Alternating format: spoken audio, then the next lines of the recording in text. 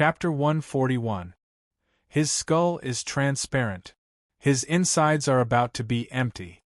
Fist 2 was still wearing the exoskeleton armor inside the carriage, but he had taken off his helmet to reveal the pale face of a middle-aged man. He had already left his combat state, but he still needed to wear the exoskeleton armor because his left arm had already been severed. The muscles of the left half of his body had withered substantially, and his ribs were broken. It was the deep blue walker's unique support structure that maintained the various fractures without dislocation or deformation. This tragic injury was caused by none other than Rue 1. Therefore, when he saw the condition of Jack's corpse, he associated it with his family's misfortune and felt somewhat rueful. Across from him, the short and sturdy Wall 5 had taken off his armor and was holding an oxygen inhaler. He leaned against the wall and pretended to be dead. When Yan's eyes were half open as he spoke vaguely, there was still blood foaming in his mouth. My 5 viscera and 6 bowels are about to be empty. What's inside? I don't know. Let's go back and dissect him for the hospital. Fist 2 said with a bitter smile. We're also targets for dissection. Wall 5 gritted his teeth when he thought of this. Fuck, what kind of evil ability does the target have? It's sinister to this extent. Is her stomach full of venom? Fist 2 lightly pressed down on his chest. Of course he couldn't feel anything through the thick armor. I heard the target used to be the poster child of the underground fighting arena. She participated in underage fighting and only just awakened half an hour ago. From the classification of ability users, she should be a gifted one. But the feeling of fighting is completely wrong. Wall 5 coughed. If she's a gifted one, then I'll dig out my heart. You'll dig it out even if you don't want to when you get back. The ratio of humans can easily break 50. Us 2 brothers have to rely on the path of altered humans. Wall 5 used the back of his head to hit the steel plate of the carriage. Altered humans, altered humans. My 10 years of blood and sweat are all gone with this altered humans. That's not necessarily true. Fist 2 lowered his head to look at Jack's sinister appearance of death.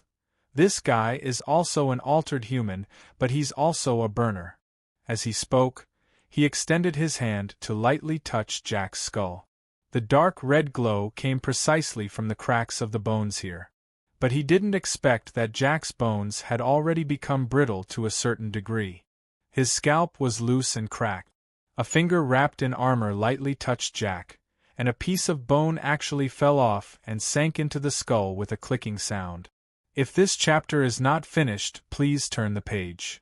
With the appearance of such a hole, the red light inside was even more eye-catching. Fist 2 and Wall 5 had good eyesight, and with just a glance they roughly understood.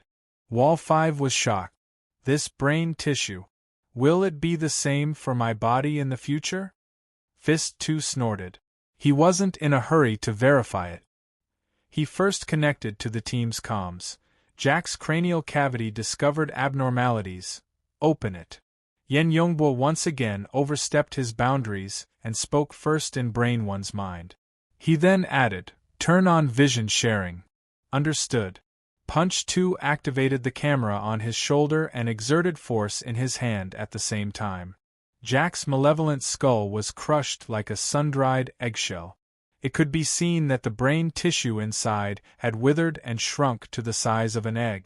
The original grayish-white color was now somewhat black, as if it had been roasted by flames and was severely deformed. But what was even more eye-catching was that there was a grain that looked like a wheat seed embedded in the center, and it was even emitting a faint light. Fist 2 used the equipment to scan and report the relevant information. Brain tissue activity loss, central granule material is metalloid, surface temperature is 90 degrees Celsius, let me have a look. Understood. Fist 2 extended his right hand. Even though he was wrapped in a thick metal glove, his fingers were still nimble and delicate. He practically didn't have any contact with the deformed brain tissue and picked up the metal wheat seed. All sorts of detection equipment continued to display their effect. Very soon, The detailed structure of the metal wheat seed was magnified and displayed in a high-precision scanning method. At this time, Yen Yongbua and the others finally confirmed that this wheat seed was actually formed from a metal thread that was as thin as a strand of hair that was tightly coiled and woven together. Between the intertwining threads, there wasn't a gap to be seen at all. Dynamo core? That's the dynamo core. Deep Sea Type 4. I didn't think it could be arranged in this style. At this time, the rear door of the car opened and Snake 7 said something in passing. He carried the unconscious Rue Wen onto the car and the car immediately started. Go in, go in. Snake 7 drove the 2 wounded people inside and kicked Jack's corpse away in passing. Only then did he put Rue Wen down and take off his helmet, revealing a thin, long, and slightly sunken young face that was sunny and loved to laugh. He let out a long sigh. It's finally done. How come I only came back a bit late and you guys already broke someone's brain? This chapter isn't finished. Please turn the page. The shell burst? Do you still need someone else to do it for you in other places? Fist 2 was older than the young man by over 10 years. He normally took care of this little brother of his. He didn't want this kid to be too impudent in front of his superior and attract a bad impression. So he gave him a meaningful glance and brought him into a serious topic. The radiation level over there is too high. It's no problem to clean up the aftermath, right? No problem. We carried out active intervention. Otherwise, I wouldn't have come back so late. Speaking of which, Sir Yen, does the dynamo core's style have any special uses? Before Yin Yongbua could respond, Brain 1 transmitted over. Car number 2, what did you guys do? The route is wrong. The route was predetermined by you. Snake 7 stuck his head out to look at the driver's seat in front of him, but his face had only moved halfway when his pupils suddenly dilated. A stern shout exploded from his throat. Eyes. Careful. His body ignited with a rumble as his voice rang out. His body fiercely pounced forward, but even so, his forehead still went slightly numb. Snake 7 didn't care about anything else. He borrowed the force of his forward charge and extended his hand to grab his 2 heavily injured companions. Fist 2 and Wall 5 were both experienced burners. They detected that something was wrong practically as soon as Snake 7's face changed color. It was just as Snake 7 had done. Their first reaction was to ignite the format of fire. But the problem was that it was impossible for their body's current state to achieve peak reactions. They might not even be able to form a passable format of fire. The 2 were more than a hair slower. When Snake 7 rushed forward, his eyes, which had received the support of the format of fire, saw in despair that there were several fine threads in the air that were hard to see with the naked eye. They split off from the metal wheat seed between Fist 2's fingers and pierced into Fist 2 and Wall 5's eyeballs one after the other. Then there was a terrifying tremor. Irreversible destruction took shape in an instant. Wall 5's eyeballs exploded, and he fell askew with a muffled groan. Fist 2 screamed. The metal wheat seed clearly treated Fist 2 as its main target. Countless fine threads that were hard to see with the naked eye pierced into Fist 2's exoskeleton armor. Snake 7's right hand grabbed onto Wall 5's calf at this time. His left hand had already made contact with Fist 2's upper arm. However, Fist 2's feet rose soundlessly as he screamed. He heavily stamped onto Snake 7's abdomen and his strength exploded. He kicked this young man, along with Wall 5, out of the car. Chapter 142. Snake 7 originally wanted to find the sealed door of the carriage to borrow strength and react. However, the steel door controlled by the electronic lock opened noiselessly. It didn't give him any chance at all. There was nothing behind him, and the power that penetrated his abdomen pressed him down until he hit the ground. The exoskeleton armor collided with the ground, producing sparks. Snake 7 could only protect Wall 5 with all his strength as the high-speed transport vehicle rapidly pulled apart the distance. Snake 7 stared at the taillights of the distant transport vehicle. His eyes were blood red as he lifted his left forearm. In the next moment, a miniature EMP electromagnetic grenade shot out. It drew a precise parabola in the air and fell in front of the transport vehicle. There was a muffled explosion, and the gamma-ray flow penetrated the weakest part of the transport vehicle's armor under Snake 7's precise control. It burned down practically all of the electronic equipment in an instant. The car suddenly lost control and was about to flip over. Fortunately, the 5-ton body of the car resisted the inertia and slid for dozens of meters before stopping. And in the process of sliding, Fist 2's figure had already flown out of the carriage. With the ingenious control of the jet, he finally stood on the roof of the carriage that had stopped. Snake 7 wasn't the least bit happy when he saw that familiar figure. On the contrary, a deep chill seeped from the bottom of his heart. At this moment, Fist 2's face had already completely turned into the color of a deathly gray. There was no sign of life at all. Instead, the metal wheat seed in front of him, supported by countless thin threads, ignited with a blood-colored flame. It continuously approached Fist 2's face until it was stuffed into his empty eye sockets, reflecting a demonic and distorted red light. "I'll fuck your 8 generations of ancestors!" Snake 7 cursed loudly from a distance of several dozen meters. The young man wanted to rush forward, but Wall 5's breathing was getting weaker and weaker. His eyes were bleeding profusely, and he had just raised his strength in an instant, and now he was being severely disrupted. His already weak internal organs were shaken, and he could not stop coughing blood. Snake 7 gave Wall 5 the life-prolonging medicine that his own armor had concocted. He roared into the communications channel, "Brain 1, where are you? Where are you?" Brain 1 responded in a bone-chilling voice, "Sword 3 will be in position in 7 seconds. Car 1 will arrive in 15 seconds. Snake 7 is on standby." "To hell with standby," cough. A cough suddenly sounded in the communication channel, causing the entire channel to fall silent. That belonged to the Fist. If this chapter is not finished, please turn the page. The 2 band had already changed its sound. What an unexpected surprise. There's actually Proton. Quantum Corporation's new Walker is already using proton as a backup energy source? The purity is close to 40%. That's good, very good. F***CK your mother. Snake 7 opened his mouth and spat back. Brain 1 was just about to add a temporary encrypted network to get out of the way when the voice called out, "Mr. Yen, I know you're here." After a second of silence, Yen Yongbu's suppressed voice cut in, "Jack, what the F***CK are you trying to do?" "I'll demonstrate to you the mysteries of the dynamo core configuration." As he spoke, dark red flames sprayed out from Fist 2's eye sockets, nostrils and mouth.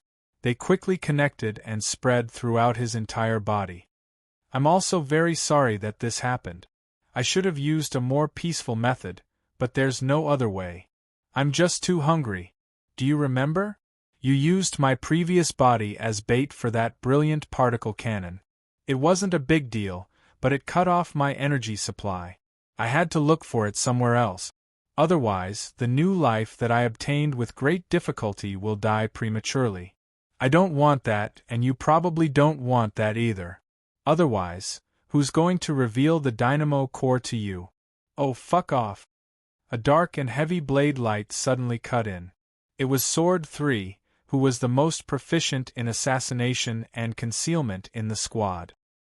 He borrowed the shadows of the dark night to leap onto the roof of the transport vehicle and attack from the rear.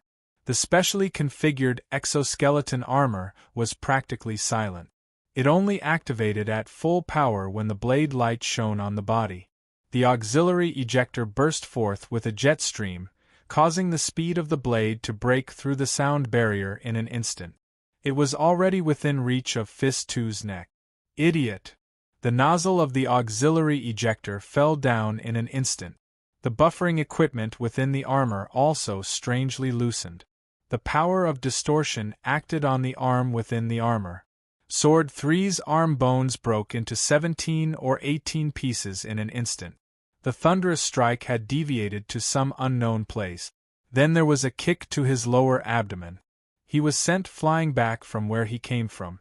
And right in front of him, Snake 7 had already taken advantage of the gap in Sword 3's surprise attack to launch an all-out assault.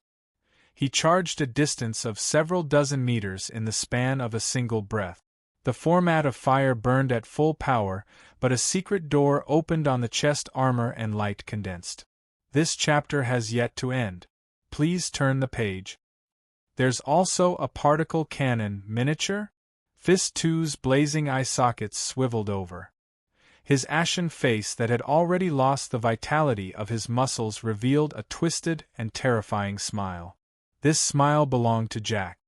Don't make a fool of yourself with such a retarded structure.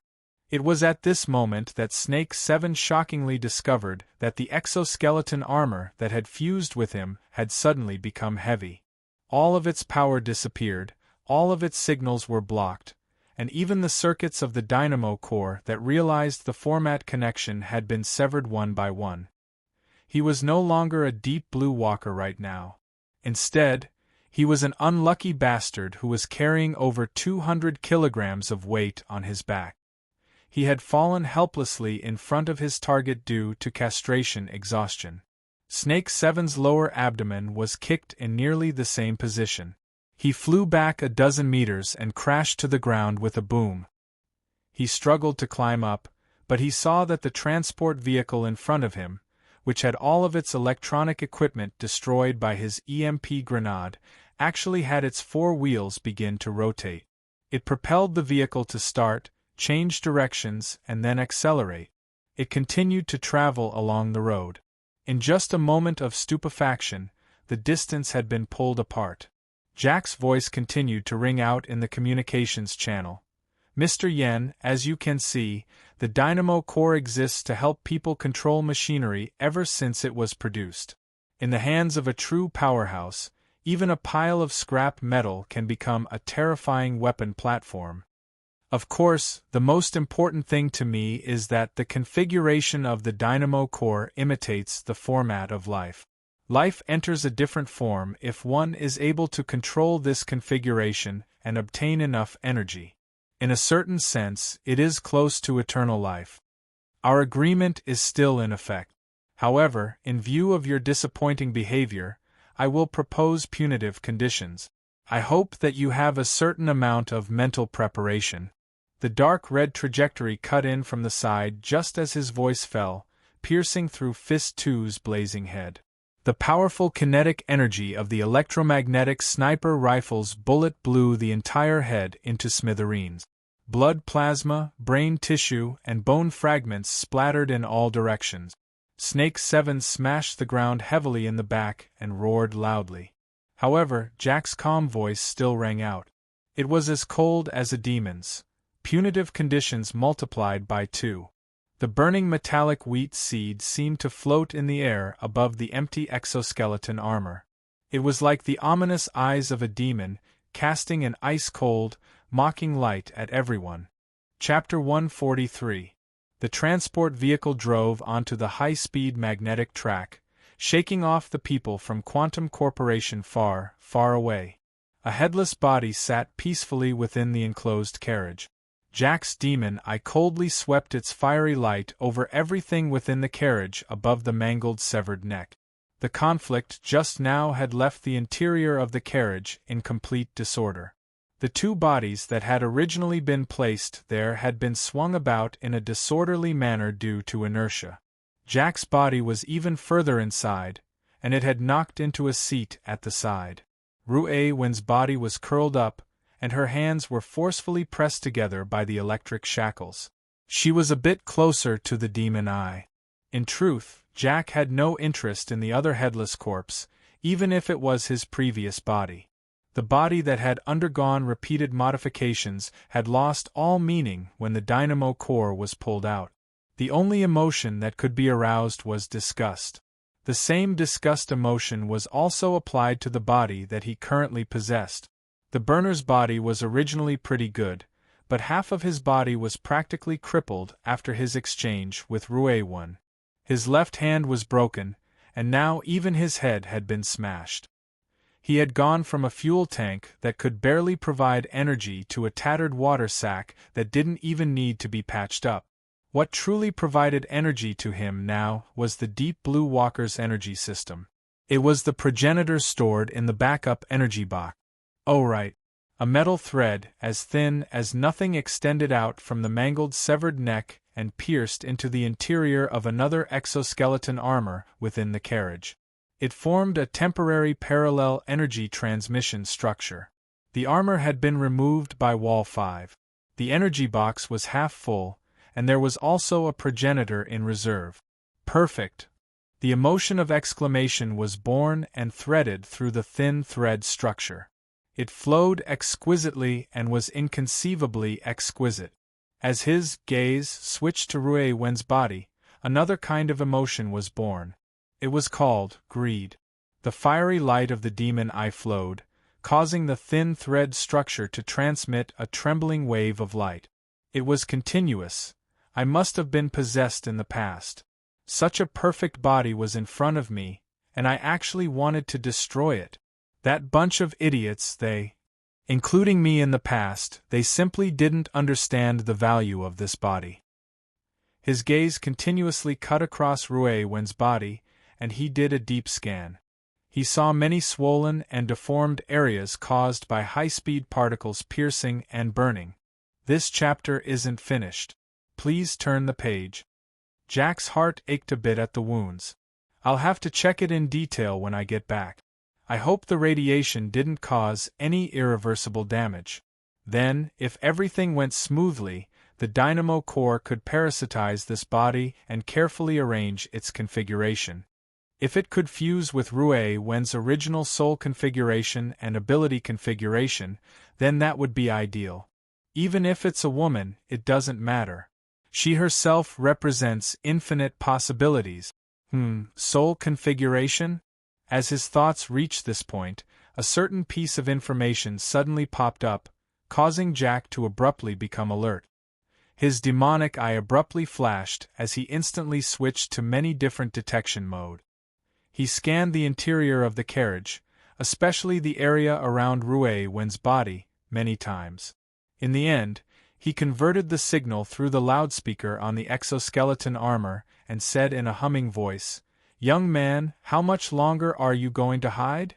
There was silence in the carriage. There was no reply. The demonic eye's flames solidified, locking onto Rue-1's body. "It looks like you want to protect this girl. In the apartment, the power of your soul configuration was truly amazing. It's laughable that Yin Yongbua and the others still put this ability on Rue-1. This only reveals their ignorance in the study of souls." The sound of the loudspeaker shook the carriage until it buzzed, but there was still no meaningful information presented. Jack laughed in a low voice. Young people always overestimate their own patience, and at the same time, they also overestimate the patience of others. The exoskeleton armor suddenly punched out, bringing with it the whistling sound of the wind as it directly smashed down on Rue-1's head. The solid knuckles had already made contact with Rue-1's temple, so much so that the surface of her skin slightly caved in. But in the end, it still solidified and stopped. Jack maintained this position for a long time, but he still didn't see the expected tetrahedron or any other response. This time, he was truly puzzled. Had he misjudged? Or was this truly Rue-1's ability?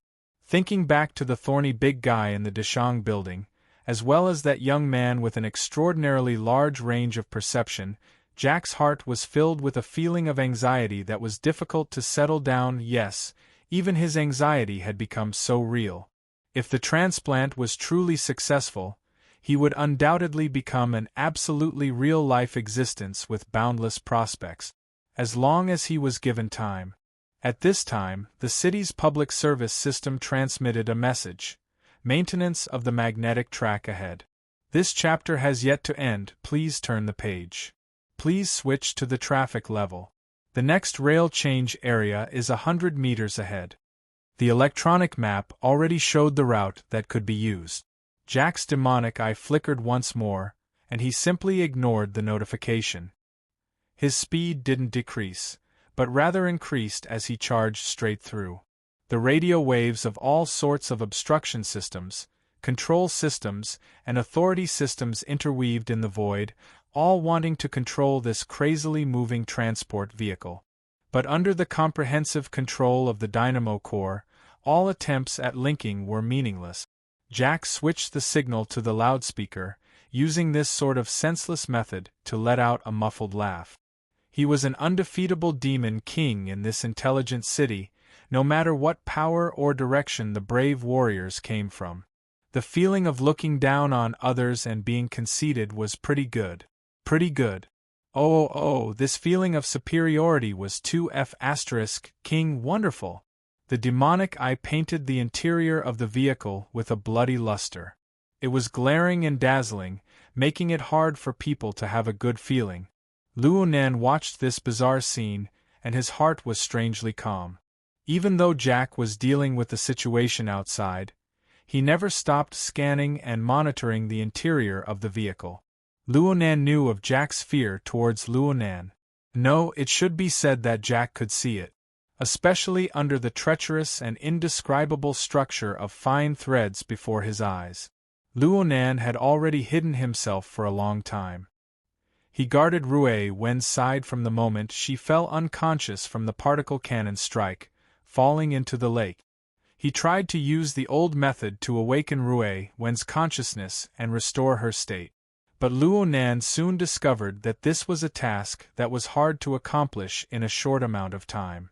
Rue Wen's injuries were far more serious than he had expected.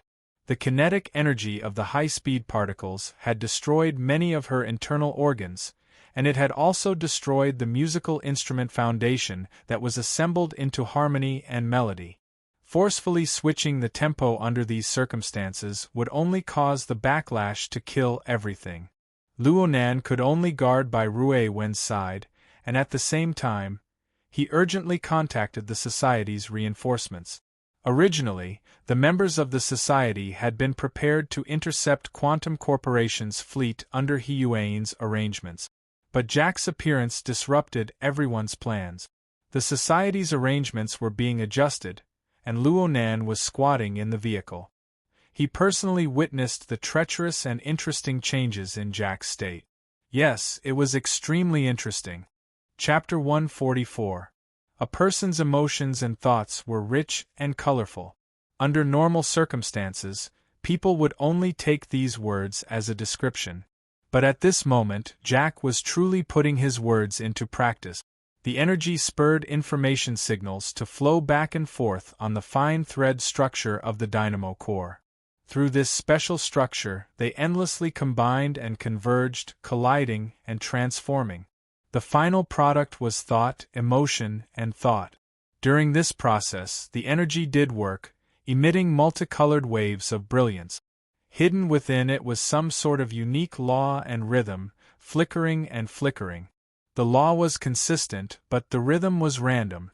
The two core elements of stillness and movement combined together to form the rhythm of life that people had to face squarely. It was no longer a rigid template. Instead, it was undoubtedly the pulsation of the soul. Perhaps it was just as Jack said. His life had entered a completely new form because of the existence of this structure. Luonan felt that he was watching an educational film about the nature of the soul. From a materialistic point of view, people's consciousness and emotions could be understood simply as a series of neurotransmitters, the conduction of electrical signals, and the collective action of motivation and avoidance mechanisms that humans had formed over a long period of evolution. But many frontline researchers had always believed that there was a deeper reason for the marvelous activities of human consciousness. There should be a more essential model that integrated these signals and mechanisms with a special structure, a highly efficient system. It was greater than the sum of its parts. The soul originated from this. As a possessor of extraordinary strength and a believer of formatting theory, Luonan approved of this view. Frankly speaking, the word soul configuration from Jack's mouth was truly a wonderful word. It was faintly similar to the meaning of formatting. It was three-dimensional and vivid. But in reality, it was easier said than done to find such an information integration system and present it with an intuitive and exquisite geometric structure. To a large extent, it could only be a kind of fantasy in a reasonable sense. But Luonan actually found something similar at this moment. That's right. It was the fine thread structure of the dynamo core supported by the energy of the two exoskeleton armors, with Jack's demon eye as the center. Though it was crude, though it was only a fragment, Luonan used his unique point of view to observe it in the air. What he saw was, "This chapter is not finished. Please turn the page." It was a magnificent building. Energy and information that could be sensed and measured on the material plane traveled between this building. From low to high, they intersected and collided, climbing step by step. From simple thoughts and basic emotions, they transformed into high-level thoughts and emotions, all the way to the palace of pure spirit. Yes, this was a Tower of Babel built from the material plane to the spiritual plane of nothingness. Though it belonged to Jack, it didn't stop Luonan from appreciating its marvels and clapping his hands in admiration. It was also because of his understanding and appreciation of this mystery that he had touched upon the essence of it. In a practical sense, all of Jack's activities in this Tower of Babel, including thoughts, emotions, and thoughts, were under Luonan's clairvoyance. There were practically no secrets to speak of. Therefore, Jack's probing and threats just now were extremely laughable in Luonan's eyes. If Jack really did discover him, Luonan would have sensed him even earlier than Jack. Luonan was both amused and vigilant. Energy and information can be received on the mental and material planes at the same time. Perhaps it's more efficient. But if it's too pure, it will break away from neurotransmitters and other chemical matter carriers. It's the same as losing the inherent password lock of the human body. Everything will be completely exposed to a higher level of clairvoyance. It's like a bonfire in the night. It can dispel the darkness, but it can also attract unknown dangers. Just like the current Jack. He didn't know that there was someone who was using a godlike perspective to see through all of his thoughts and actions. Though his emotions weren't quite used to the sudden change in his life form and appeared to be overly intense, his logic wasn't affected. He was fully aware that he was surrounded by enemies on all sides in this city. He first planned his route after breaking through the first obstacle. He made the transport vehicle go all the way down, preparing to return to the recycling stratum that he was most familiar with. Then he began to make preparations for the fierce battle to break out of the encirclement. He quickly dismantled the other exoskeleton armor, as well as his own corpse. Jack's train of thought was very clear. As an altered human, his previous body was equipped with many extremely effective and precise instruments. There were even some that the Deep Blue platform didn't possess. He needed to do his best to integrate these instruments together in order to display a greater effect. For him, this was very easy. He just needed to split the dynamo core into a thin thread. If this chapter isn't finished, please turn the page. The instruments and components seemed to possess a life of their own. Their information was closely linked to each other. All he needed to do was a bit of structural design work. Luonan shook his head in his mind as he watched the progress of Jack's work. From his perspective, Jack's direction was completely wrong. The true use of the Tower of Babel was to build a bridge from the material to the mental, to break the barrier between the body and the soul. But Jack's transformation, even though it greatly increased his combat strength, was at most equivalent to piling up a military fortress at the bottom of this grand building. Compared to the main body of the Tower of Babel that connected the heavens and the earth, what use was there in making that low fortress even more sturdy? Jack's entire emotional thought process was still exposed to the light of day. His soul, which had already obtained a new life, was still not completely calm. It was still affected by intense emotional fluctuations. Jack hadn't solved a single truly fatal problem. It looked like Jack had told Yin Yonghua that the dynamo core technology wasn't complete. It was indeed a very honest performance. Luo Nan's mind stirred slightly when he thought of this. His soul body slowly descended from a position far away from the material plane. He extended his hand towards Jack. Perhaps he just needed to lightly clench. The fingertips of his soul body lightly touched the membrane of the material plane. It was as if he was lightly tapping on the calm surface of a deep pool. Fine ripples that were hard to detect rose. Jack's demon eye suddenly flashed. His seated body sprang up, bringing with it a few ragged and tattered components that hadn't been completely pieced together. A burst of clanking noises rang out. When these noises passed, the vehicle was covered in a nearly frozen silence. Jack maintained this posture for a full minute, but Luo Nan had already returned to the deepest depths that the mental plane could reach. He didn't give Jack any chance to discover anything. After confirming that it was already impossible to lock onto the suspicious signal, Jack sat down once more. He muttered to himself for a moment before picking up the multi-pronged helmet that he had been ignoring all this time.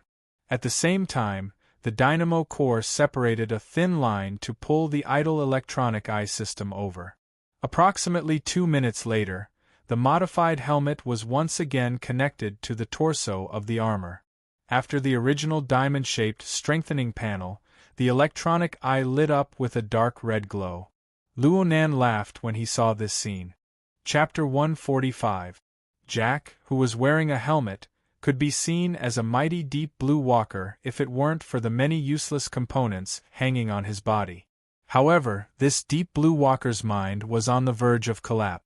The suspicious signal gave him an intense uneasiness. It wasn't that easy to dispel. The installation of the electronic eye was just the beginning. There were many advanced detection devices within Jack's previous shell. They were all dismantled and integrated into the exoskeleton armor.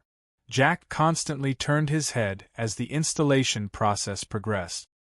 He let the electronic eye guide the detection devices on his entire body, surveying the interior and exterior of the vehicle over and over again. However, no matter how many times he surveyed, Jack was never able to capture the suspicious signal. But on the other hand, every reconnaissance and detection couldn't be said to be completely meaningless. It was through this method that a huge amount of data passed through the Tower of Babel. The unique structure of the Tower of Babel realized a highly efficient convergence and combination. Every survey represented a deeper level of understanding of this world for Jack. This was something Jack had never experienced before. Luo Nan's evaluation of this was, Jack got on the right track. Jack's remodeling train of thought had clearly changed after being frightened by Luo Nan. He no longer pursued an immediate increase in combat strength. Instead, he integrated and set up as many detection and scanning devices as possible to guard against that invisible and shadowless threat. From Luo Nan's perspective, this remodeling model was closer to the essence of configuration than the previous battle fortress style of remodeling. Through the enhancement of perception and cognitive ability, the source and level of information were constantly enriched, and the integration of thoughts was strengthened. From the low to the high, from the concrete to the abstract, this grand Tower of Babel climbed to the absolute mental domain. In the long run, if Jack persisted in this remodeling method, he would certainly have some gains. It would be easier for him to display his strength on the mental plane. Was Luo Nan helping Jack make a breakthrough? Clearly not. The reason why Luo Nan was happy with Jack's changes was because Jack himself had a nearly irreparable mistake. His emotional thought processes were currently without any defenses.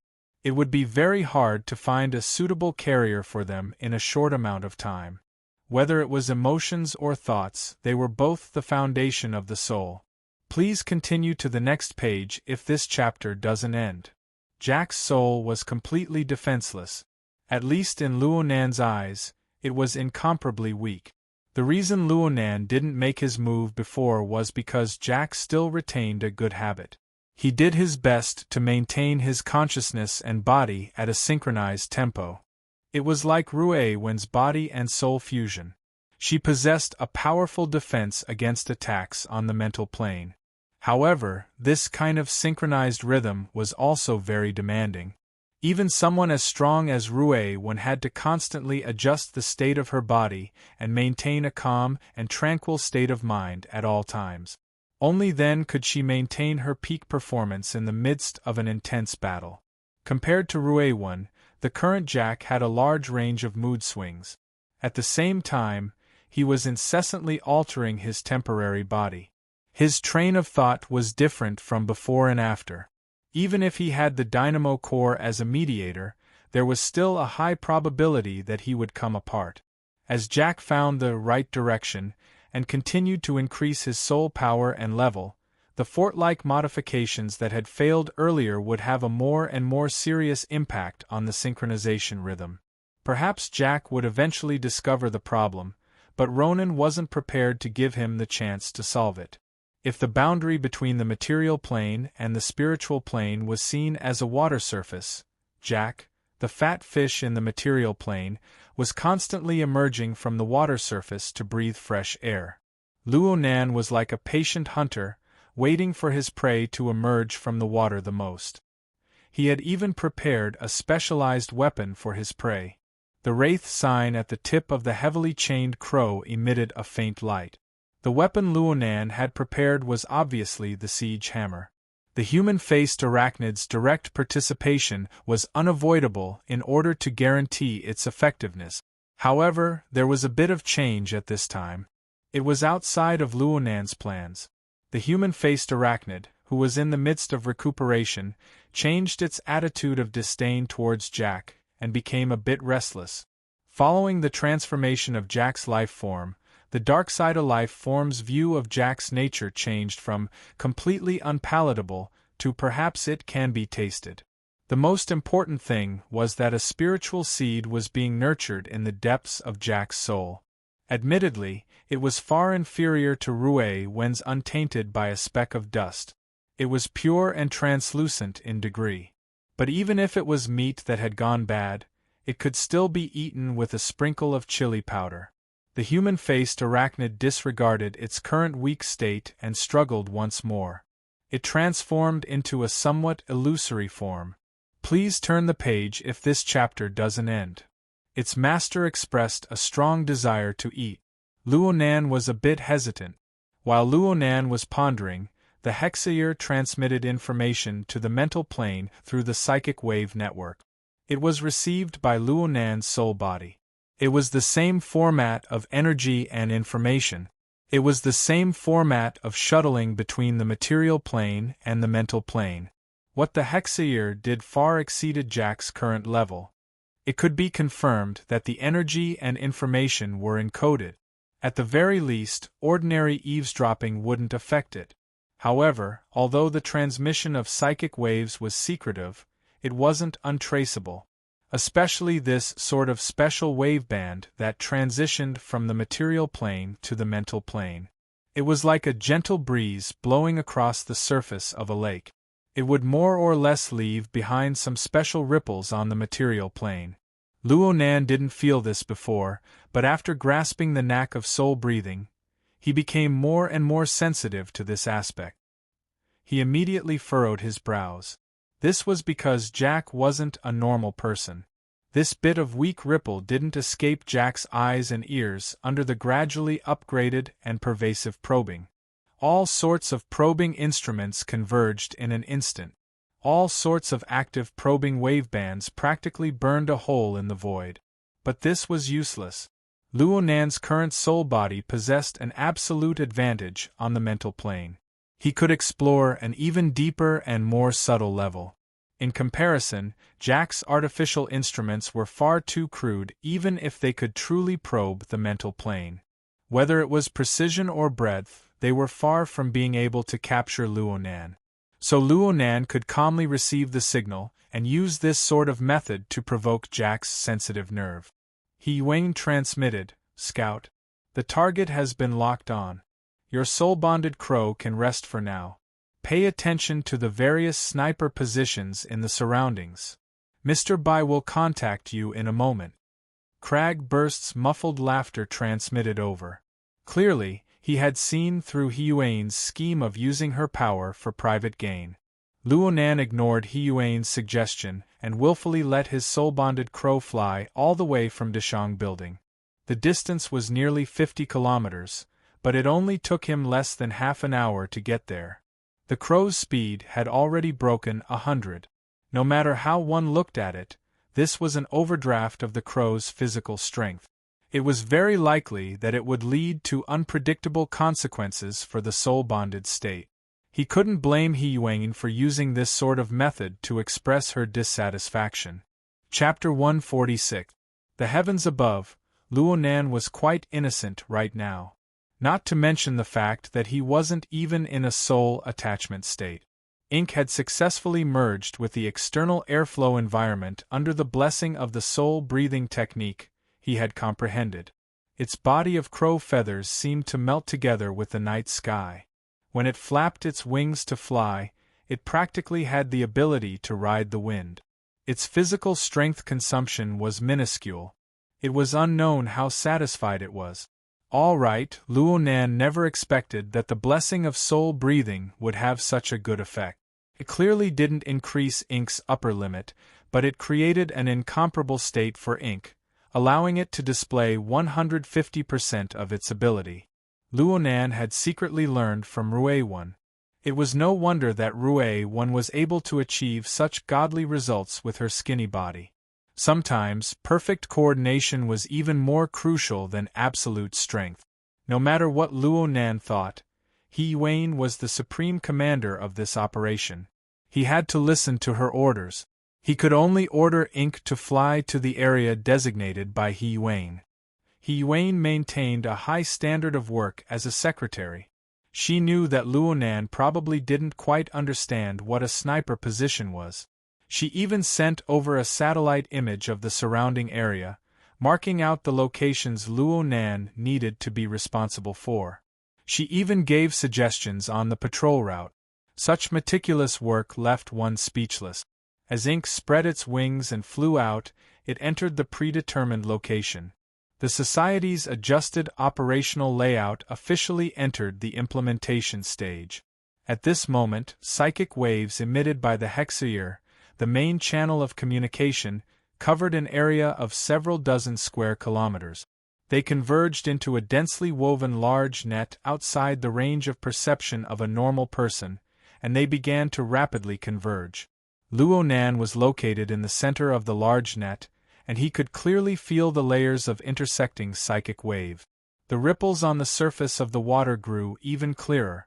Clearly, these changes couldn't be hidden from Jack.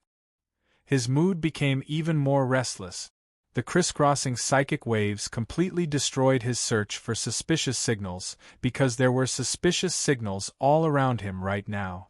Jack understood that he was already surrounded. After completing the transformation of his life form, a few negative effects finally arrived. Jack knew that being restless was useless, but he was unable to block off these emotions. The encirclement of the Society's forces was an expected result. Jack didn't need to react so excessively. In the end, it was Luonan's provocation that left him with an extremely bad experience. It was like a scattered weed seed. This chapter is not finished. Please turn the page. The weed seed began to sprout under the watering pressure from all sides. It grew rapidly, devouring the nutrients that originally belonged to his core willpower. The arrogance and conceit from before had long flown off to who knows where. Jack punched the partition of the carriage and began to clean up the equipment that had not been fully installed. His efficiency was much lower than expected. Of course, this debt was also placed on Luonan's head. Although Jack didn't know who was behind that suspicious signal. Jack's reaction was quite interesting, but on Luonan's side, the human-faced arachnid's reaction was in no way inferior. See, the more anxious Jack became, the more restless the human-faced arachnid became. Even though it didn't possess intelligence, its hunger instincts still transmitted a relatively clear message. Translated, it was roughly saying, "Don't tease him like that. The spiritual seed's nutrition has decreased again." It didn't seem like it was going to swallow it directly. Luo Nan's mind stirred. Under his stimulation, Jack's sensitivity towards the mental plane had increased by an unknown amount. It was to the extent that he was able to sense the encirclement of the society ahead of time. Even though Luo Nan believed in Yuan's leadership, Rui Wen was by Jack's side. With Jack's terrible ability to control his emotions, it was better to add another layer of insurance for the sake of safety. Luo Nan finally loosened the chain, and the human-faced arachnid lost its restraints. It immediately broke out in joy and threw itself straight at Jack. It must be said that Jack's abilities on the mental plane had really made great progress after Luo Nan's stimulation and tempering. In the past, he didn't have any ability to detect the human-faced arachnid, a darksider life form. But now, a certain intuition made him tense up the moment the human-faced arachnid threw itself at him. It was the probing assemblage that could practically melt the void. Unfortunately, it was still useless. Jack's completely exposed emotional thought process was an irreparable weakness, and the human-faced arachnid's assault method even exceeded Luo Nan's imagination. The human-faced arachnid really didn't bite down with a "ah woo." Jack was still in the synchronized rhythm of his body and soul, so he still possessed a certain level of defense. This darksider life form possessed a cunning instinct. It avoided a frontal confrontation, and its already weak body instantly transformed into nothingness. Its core essence actually transformed into a minuscule piece of information. This information was captured by Jack's probing apparatus on all sides. And this was it. This chapter has yet to end. Please turn the page. Jack was thrown into a completely defenseless emotional thought process. Luo Nan watched in stupefaction. The human-faced arachnid transformed into information under the drive of energy. It roamed within the Tower of Babel and collided with other information. A reaction occurred in an instant, flashing with a kind of dark tinge of emotional luster. Luo Nan immediately deciphered that this was impatience. This bit of impatient emotional element quickly merged into Jack's corresponding emotional torrent. It followed the structure of the Tower of Babel up level by level. Soon, it seeped into a higher level of thought. In this way, the human-faced arachnid was like a kind of virus. It gradually seeped into Jack's soul. This was a fact that Luo Nan found hard to imagine, but he had witnessed it with his own eyes. The human-faced arachnid began its official work after making contact with Jack's soul. The first thing it did was to weed out. It callously and mercilessly ate all the emotional weeds that helped it enter Jack's higher-level thought process. They were fighting over the nutrients of Jack's core willpower. Then it dove head first into the depths of Jack's soul. The human-faced arachnid found its final target in the abyss where self-awareness was hard to reach. It seeped with the color of blood and desire, yet it also had layers of faint halos of light. The human-faced arachnid stared greedily at this edible food, but it didn't make any follow-up movements. It just hid nearby, waiting silently. As for Jack, after a series of warning omens that made his heart palpitate, he suddenly discovered that the irritating impatient emotions had suddenly been blown away. This was a change that had no reason at all. But the fatal pressure was the best reason. In any case, his mind had recovered its calmness once more. He was able to face the imminent crisis. His gaze fell upon Ruiwen. He understood that the source of everything was this girl that he had monitored for 3 years. He had tortured her for 3 years. Jack extended his hand. No matter what, he wanted to control Ruiwen in his hands. And at this time, the high-speed moving transport vehicle suddenly swayed sideways. The magnitude of the swing was so great that it simply made people believe that the vehicle had been violently warped. In reality, the vehicle, which was pieced together from solid bulletproof steel plates, had indeed been severely warped. Then it was torn apart. Apologies. Updating the settings has failed. I only discovered it now. There's still a chapter ahead. Everyone, don't forget to subscribe. Also, what the hell is with the initial order being lower than the later chapters? Chapter 147. Jack's fingers, which were about to touch Rue Wen's body, suddenly pulled away at least 2 meters from his target.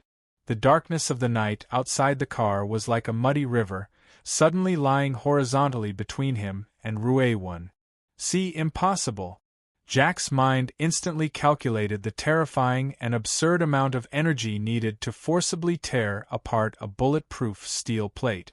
Using the simplest logical deduction, this energy could be blasted in the most efficient way possible. It could completely penetrate him in one hit. Jack's self-awareness glowed with brilliance in a single thought, dispersing the strange power acting on his mental plane.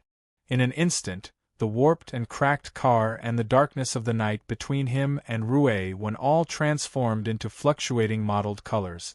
With a slight spin, they dissipated without a trace. The car had indeed swayed sideways and crashed into the abandoned ground floor of a building, but it wasn't as serious as he'd felt before.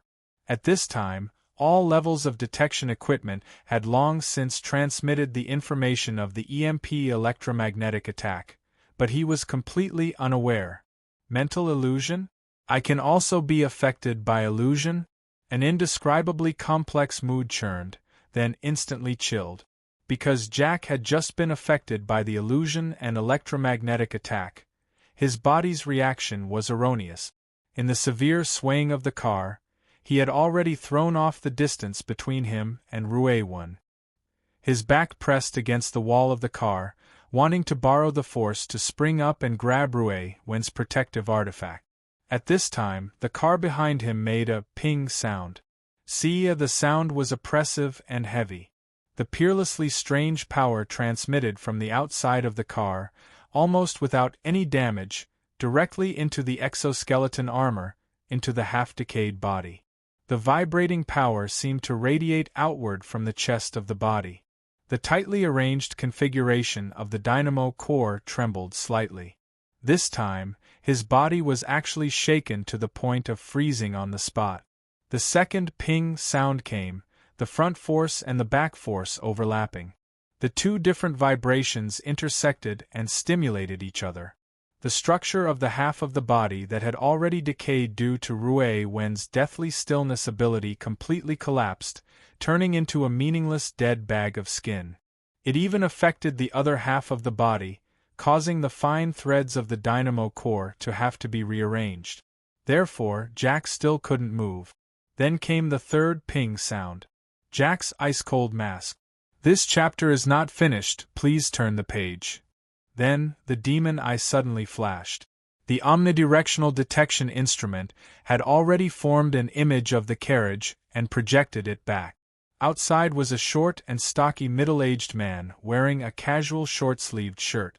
However, his arms were so swollen that even the cuffs on his upper arms were torn. At this moment, he was punching the outer wall of the carriage.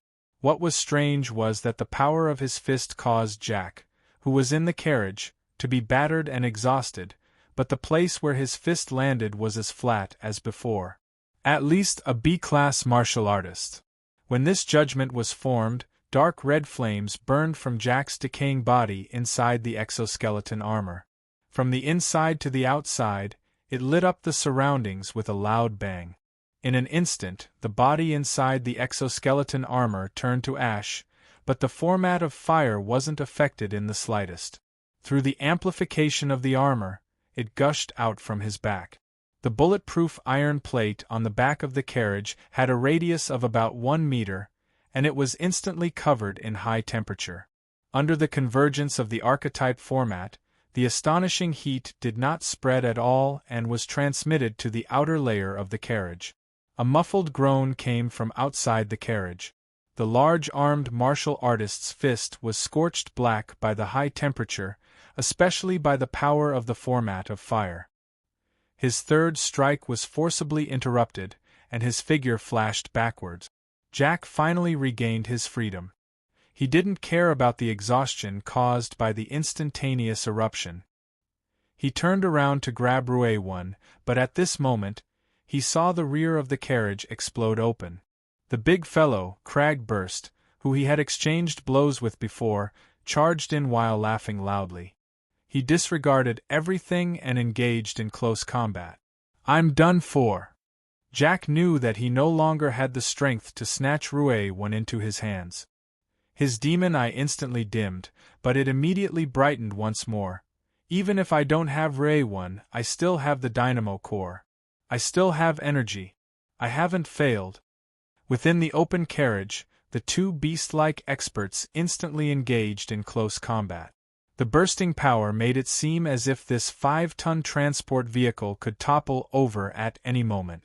The rescue operation was already over at this moment. It was surprisingly straightforward and efficient. The personnel deployed in the surroundings appeared one after another, surrounding the transport vehicle. It was like catching a turtle in a jar. He-Wing stood beneath a concrete pillar in the abandoned area. She calmly observed the current situation. A small old man stood loosely by her side. He yawned incessantly. It was the large-armed martial artist who had just played a crucial role. "Please turn the page if this chapter isn't finished." He walked back. His arm had already returned to its normal limit. It was only a bit thicker than an ordinary person's. He swung his injured arm and sighed with emotion. "Secretary, you really are daring. You used an illusion technique on an altered human that was neither human nor ghost, and you succeeded. Daydream. Not bad."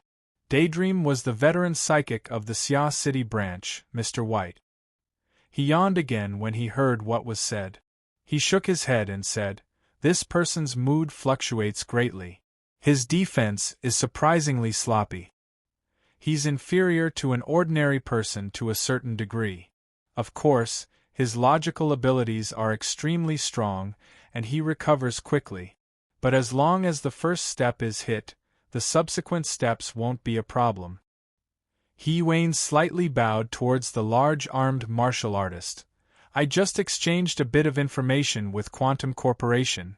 You've worked hard, Mr. Giant Arm. If it weren't for your 2 successful strikes, things wouldn't have gone so smoothly. I'm ashamed. Originally, I was going to hit with 3 strikes. I didn't think that this altered human's format of fire could be controlled to this degree." Cragburst was blasted out amidst the explosion of flames as he spoke. No matter how valiant Cragburst was, he was still made of flesh and blood. Compared to Jack, who was a complete metal construct, Cragburst suffered quite a bit. Jack blasted Cragburst back with a single strike and walked out with large strides. He landed in the center of the empty space and faced the dozen or so veteran awakened of the Ability User Society. There was a great disparity between the strong and the weak, but he was fearless. This boldness made people have a whole new level of respect for him. However, Luonan, who was observing from the sky, was a bit embarrassed. What the hell is the human-faced arachnid doing? From Luonan's perspective, at least half of the credit for Jack's current performance could be attributed to the human-faced arachnid. It was precisely this fellow that lay in wait in the depths of Jack's soul. It endlessly guided the direction of Jack's emotions and eliminated nearly all of the negative elements. This allowed Jack to fight more and more bravely, bursting forth with the fierceness from the depths of his heart. Because of the burden of the human-faced arachnid, Luonan seemed to be on the same side as Jack. Right now, the human-faced arachnid was extremely excited. Its bizarre and unfathomable instincts were currently urging it to bring out the most valuable portion of Jack's soul strength and pour it into the spiritual seed before its eyes. Right now, it wasn't like a savage Darksider species. Instead, it was like a diligent gardener. The spiritual seed before its eyes was gradually washed of its lustful bloodlust and blossomed with a radiance that grew brighter and brighter. Chapter 148. Jack had never felt so good before. Even though he was besieged, even though Rue-1 had been snatched away, the pressure had stimulated all of his potential. The configuration of the dynamo core even more so allowed him to see how energy and information could truly operate with high efficiency. The same information was converged and analyzed, but he was able to see the unprecedented angle and content. Even when he was in the most passive position, he could grasp the most detailed changes in the situation without any hesitation or confusion. Because of this, he had nothing to fear. Apart from the external, there was also the internal. Jack could sense that the strength of the dynamo core was being held back by his crude steel body design. It was only able to bring out a very small portion of its power. But this didn't make him depressed. On the contrary, it encouraged and motivated him. As long as he could charge out, his future would be limitless. The glorious prospect had ignited the true flames in his heart. The internal energy of the format coiled and coiled, making contact with the flames and igniting anew. The color of the format of fire was even brighter and carried a faint golden edge. The twisted patterns in the air and the flames formed a marvelous archetype format. It displayed a mysterious and profound pattern, but it gradually disappeared as it accumulated even more power. Jack unsheathed his close combat sword. The format of fire spread to the blade, rippling with a layer of distorted rainbow light. Wherever the blade pointed, even the Society's aptitude users who had the absolute upper hand had to squint their eyes. Pawpaw Giant Arm clapped his hands against Jack, whose aura was rising. "I thought you were just a peddler who harmed children, but now it seems that you're a very ruthless human trafficker. The piles of bones under the Deshang building were all used by a lunatic like you to train your courage, right?"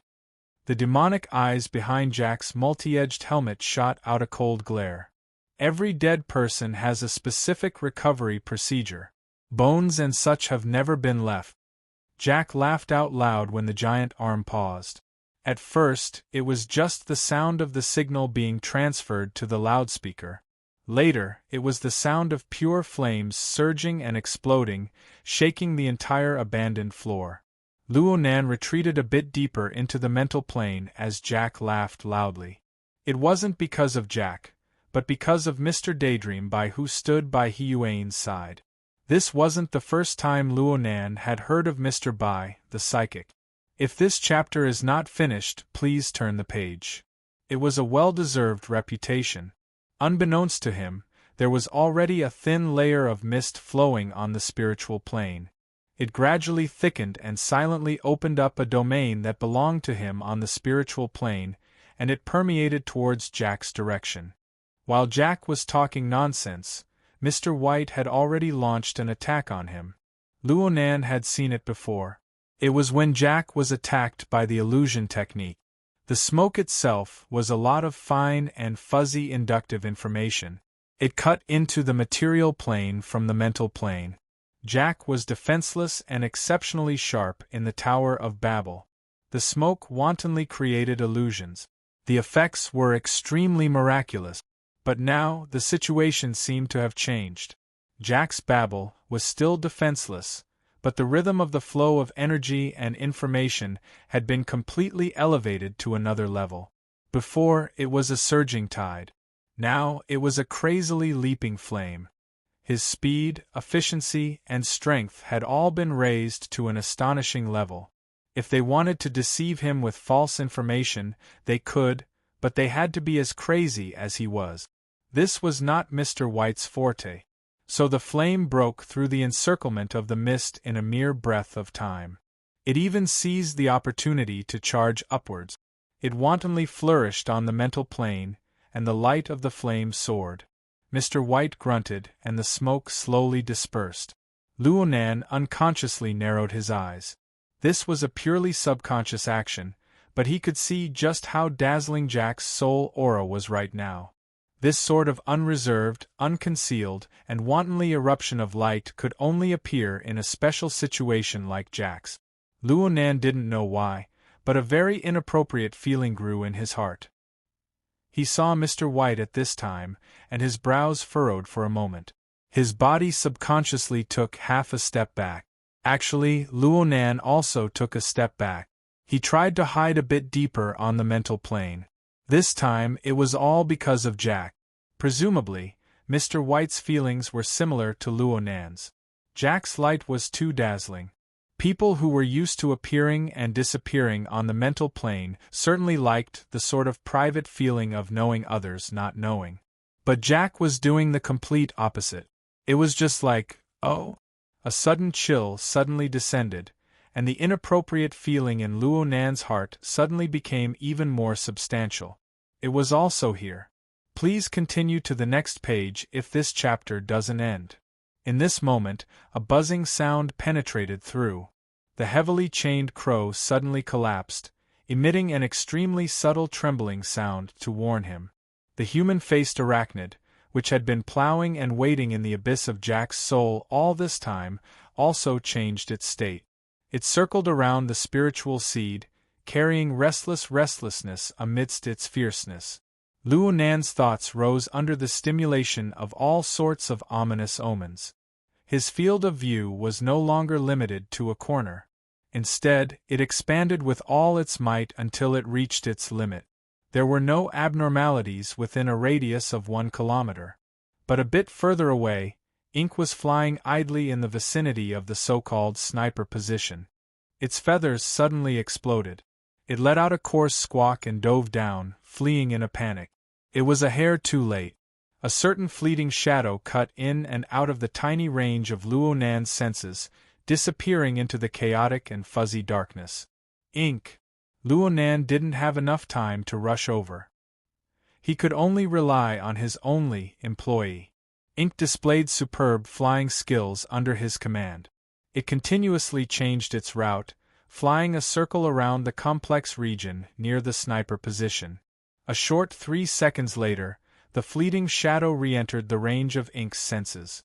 It floated in the void right now, not paying any attention to the crows fluttering nearby.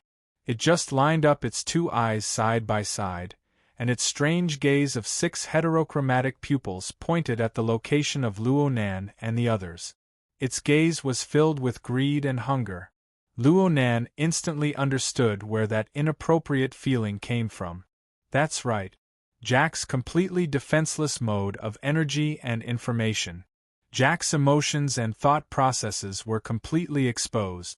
There was also the ceaseless sharpening and the rapid increase in his soul's strength. Although this fellow didn't have any accomplishments on the mental plane, the willful eruption of soul radiance was just as Luo Nan had described. It was like a bonfire in the night. Only the heavens knew what sort of danger it would attract. Now the answer had appeared. Human-faced arachnid. Another human-faced arachnid. This was absolutely an enormous variable. Luo Nan was just about to report this to He Yuan when Ink's range of senses suddenly darkened. A powerful pulse swept past. The energy, information, and corresponding tempo contained within it instantly exceeded the limits of what Luo Nan's senses could bear. The mental plane suddenly shook violently in the next moment. A whistling and surging hurricane came from nowhere, sweeping everything that Luo Nan could sense. Chapter 149.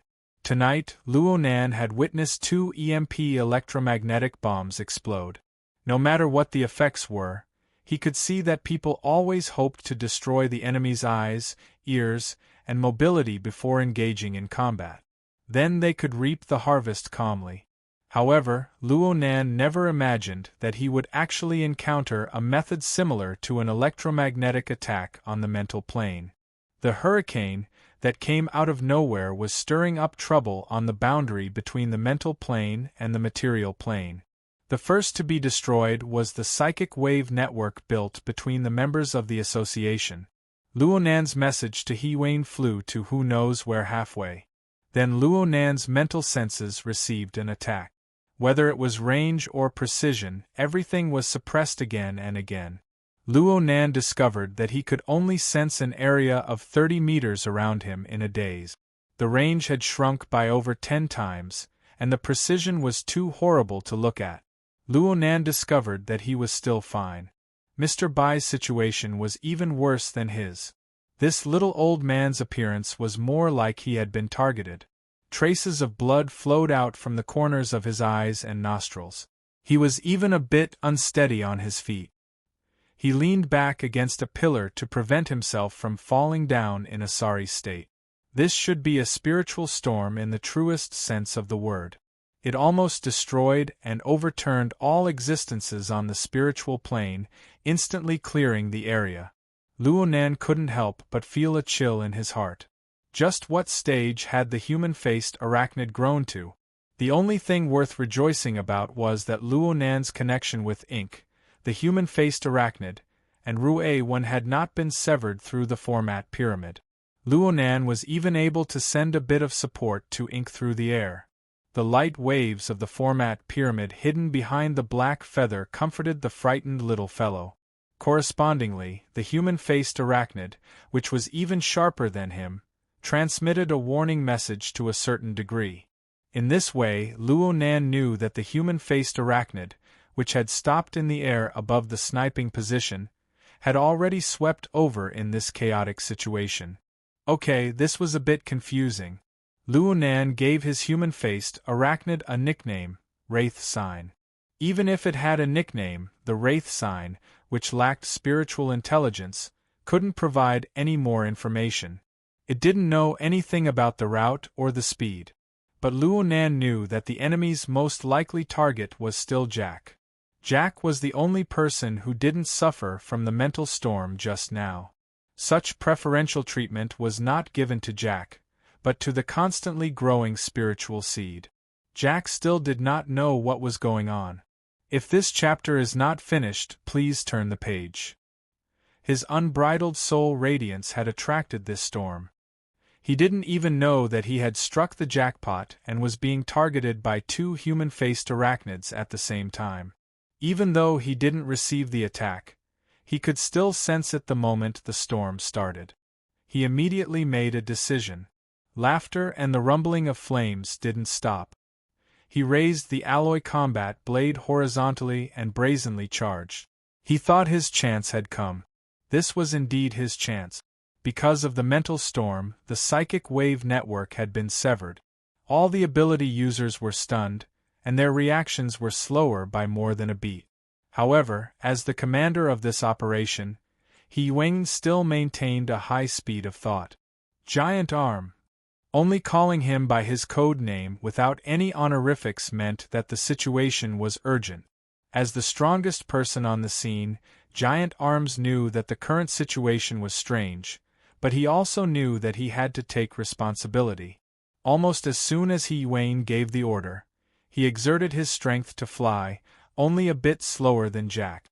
Giant Arm's line and angle were absolutely perfect.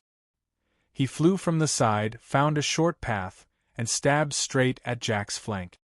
His two arms suddenly swelled, causing the cuffs of his short sleeves to completely collapse. His arms were bare, and a heavy fist was imprinted in front of him. Jack didn't even turn his head. The exoskeleton armor swung its tail, facing Giant Arm from the side.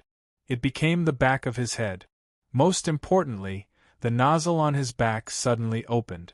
Disregarding the damage to his body, he forcefully pushed it to the highest gear and spat out a deep blue flame. The terrifyingly high temperature made Giant Arm let out a muffled groan. He forcefully withdrew his strength and dodged, but Jack raised his speed to the highest. The alloy combat blade didn't have any fancy trick.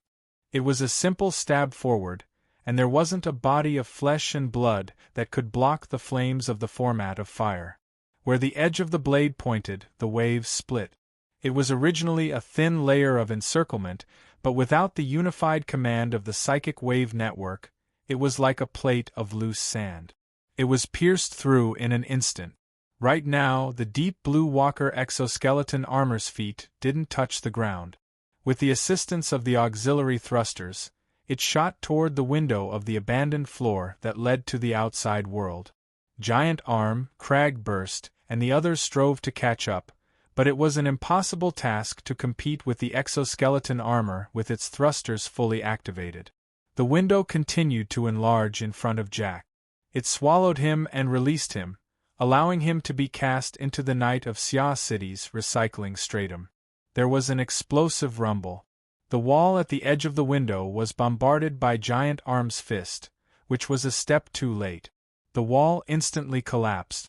The flying rubble collapsed outwards, but it was swept to dust in front of the format of fire. It was a success. From now on, the sky was high and the sea was wide. Birds flew and fish leaped. Please turn the page if this chapter isn't finished.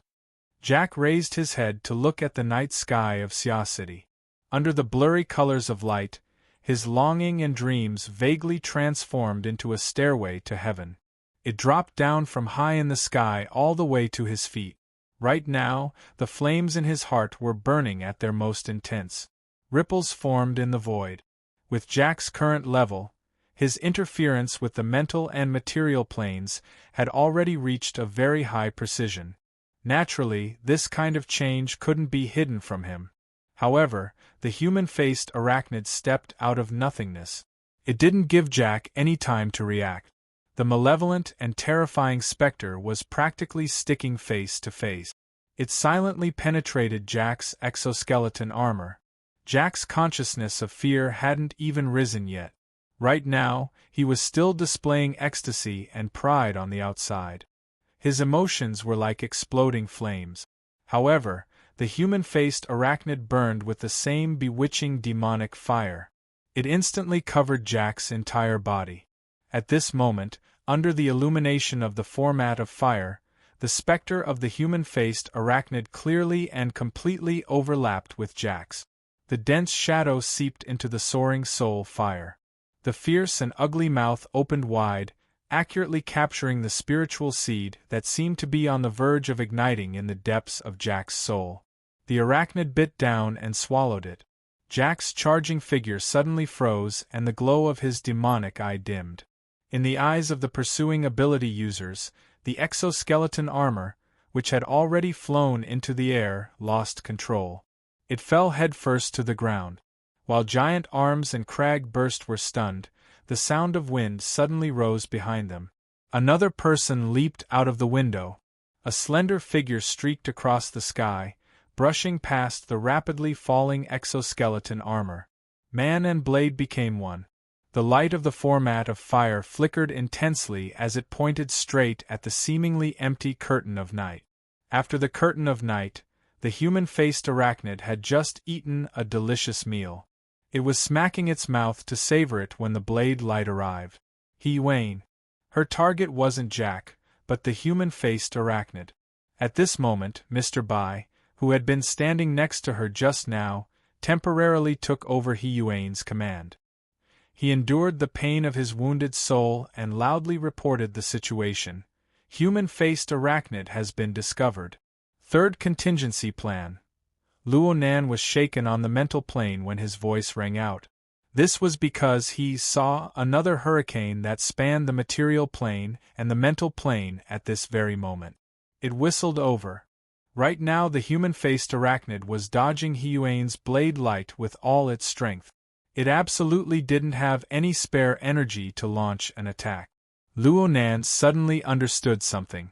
The mental storm isn't the work of the human-faced arachnid. There's still a powerful person behind. Chapter 150. The mental storm descended again. Unlike the previous EMP-type interference, the mental storm this time obviously increased the suppression of the key targets. Mr. White, Giant Arm, and Crag-Burst were the most outstanding and experienced ability users. They became the main targets of the attacks. Mr. White was the most pathetic of them all. Giant Arms and Crag-Burst primarily used the power of the material plane. Their coordination of body and soul might not be as perfect as Rui-Wen's, but it wasn't difficult for them to reach an outstanding level. They also possessed a certain amount of defensive power with the addition of the chemical carrier. Most of Mr. White's abilities were on the spiritual level. As the saying went, the bird that poked its head out would be shot. Naturally, he was the one who received the most damage, not to mention that he was the temporary commander. Mr. White was already sitting on the ground. His hands were forming a strange seal. He was trying to keep his mind focused. He had lost the ability to speak and give orders. Seeing this, the remaining 7 or 8 ability users could only act according to the plan. They surrounded Mr. Bai in a circle, placing the unconscious Rue one in the circle. They held their breaths and focused their minds, putting all their effort into defending. Crag Burst and Giant Arm saw the situation over there from the window. They cried out in their hearts. It was clear that they couldn't count on Mr. White for the time being. Under the impact of the mental storm, even though the two of them possessed astonishing courage and strength, they still needed some time to adapt to the distortion of their 5 senses and 6 senses and the increasing pressure. As a result, whether it was returning to Mr. Bai's aid or Hiyuan's aid, they were both slower by more than a beat. They could only look on helplessly as Hiyuan leaped out of the window and slashed down towards the night sky. Luonan's soul body floated in the night sky, once again witnessing Hiyuan's stunning and peerless blade technique. Hiyuan was a burner, but from what Luonan could see with his clairvoyance, she was the only burner he had seen who could completely control and even subdue the format of fire. She used the power of the format of fire, but also abandoned the outer shell of the format of fire to the greatest extent. She added pure power to the blade, completely under the control of her will. She used the power of the material plane to forcibly annihilate targets on the spiritual plane. To her, the format of fire was just a source of power. She had an even stricter set of self-logic to control this power. Perhaps this was the secret behind the astonishing power of her saber technique. Where the blade pointed, the human-faced arachnid, if this chapter is not finished, please turn the page. He didn't dare to take it head-on and dodged with all his might. However, Hiyuan had perfectly utilized the man-faced arachnid's method of hunting down Jack to perfection. Seizing the opportunity, seizing the rhythm. Right when the human-faced arachnid was in the midst of digesting the spiritual seed, a blade came falling down. Half of the arachnid's 4 limbs were chopped off, transforming into smoke. The human-faced arachnid let out a howl of pain. Its body turned incorporeal, and it fled into the sky. Hiyuan tried to adjust her attack, but at this moment, Giant Arm and Crag Burst suffered from the mental attack. Their follow-up support was a beat too slow, and the front and back were separated. Her figure was high in the air, and there was practically no room for change. An omen of alarm suddenly rose in Luonan's mind. He sent out his telepathic thoughts. Be careful! Now it could already be seen that the second wave of the spiritual storm was deliberately let go of Hiyuan, so that the forward commander was not on the same rhythm as everyone else. Then, the third wave, which was specifically targeted at Hiyuan, descended. The attack was no longer a mental storm, but a blinding lightning strike from the mental plane. Luonan's warning was extremely timely. Though Hiyuan's body was falling rapidly through the air, she placed the blade horizontally in front of her chest. Her body and soul instantly entered a solid and stable rhythm. Clang!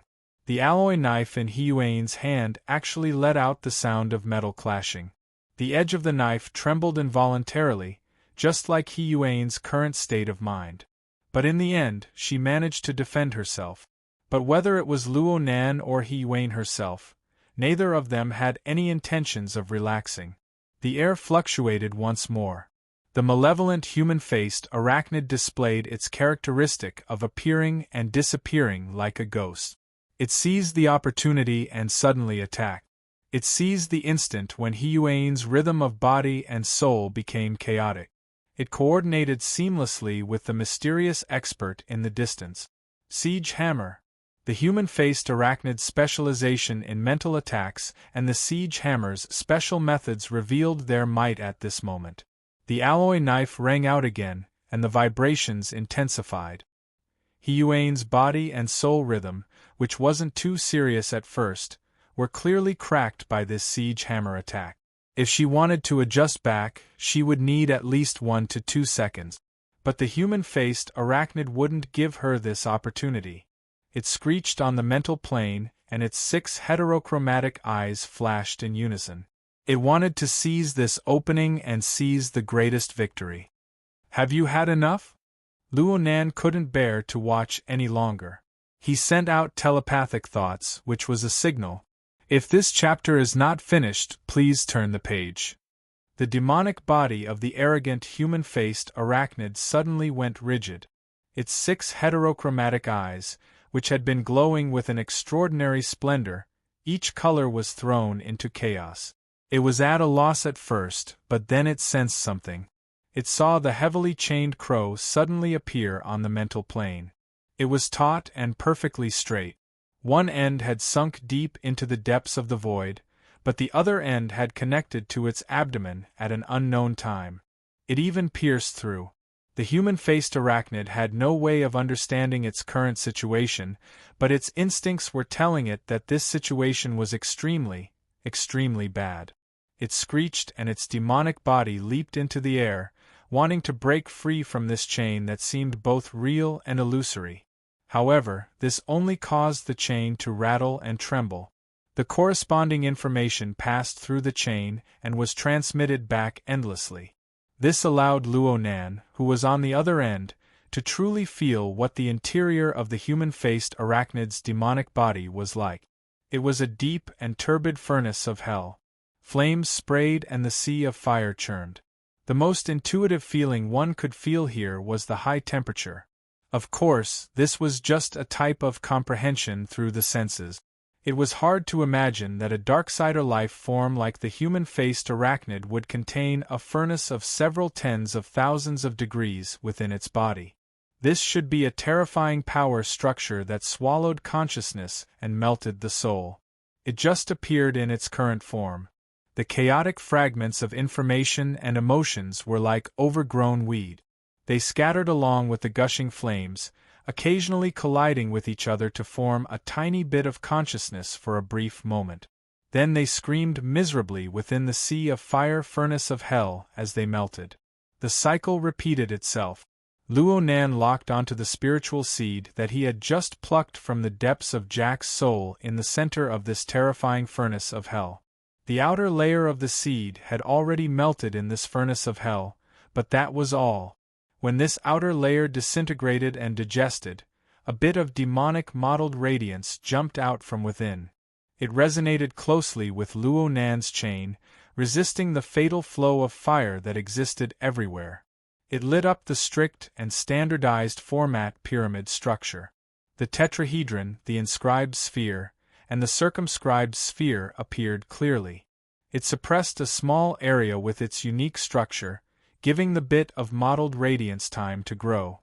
In the blink of an eye, the demonic mottled radiance rapidly magnified.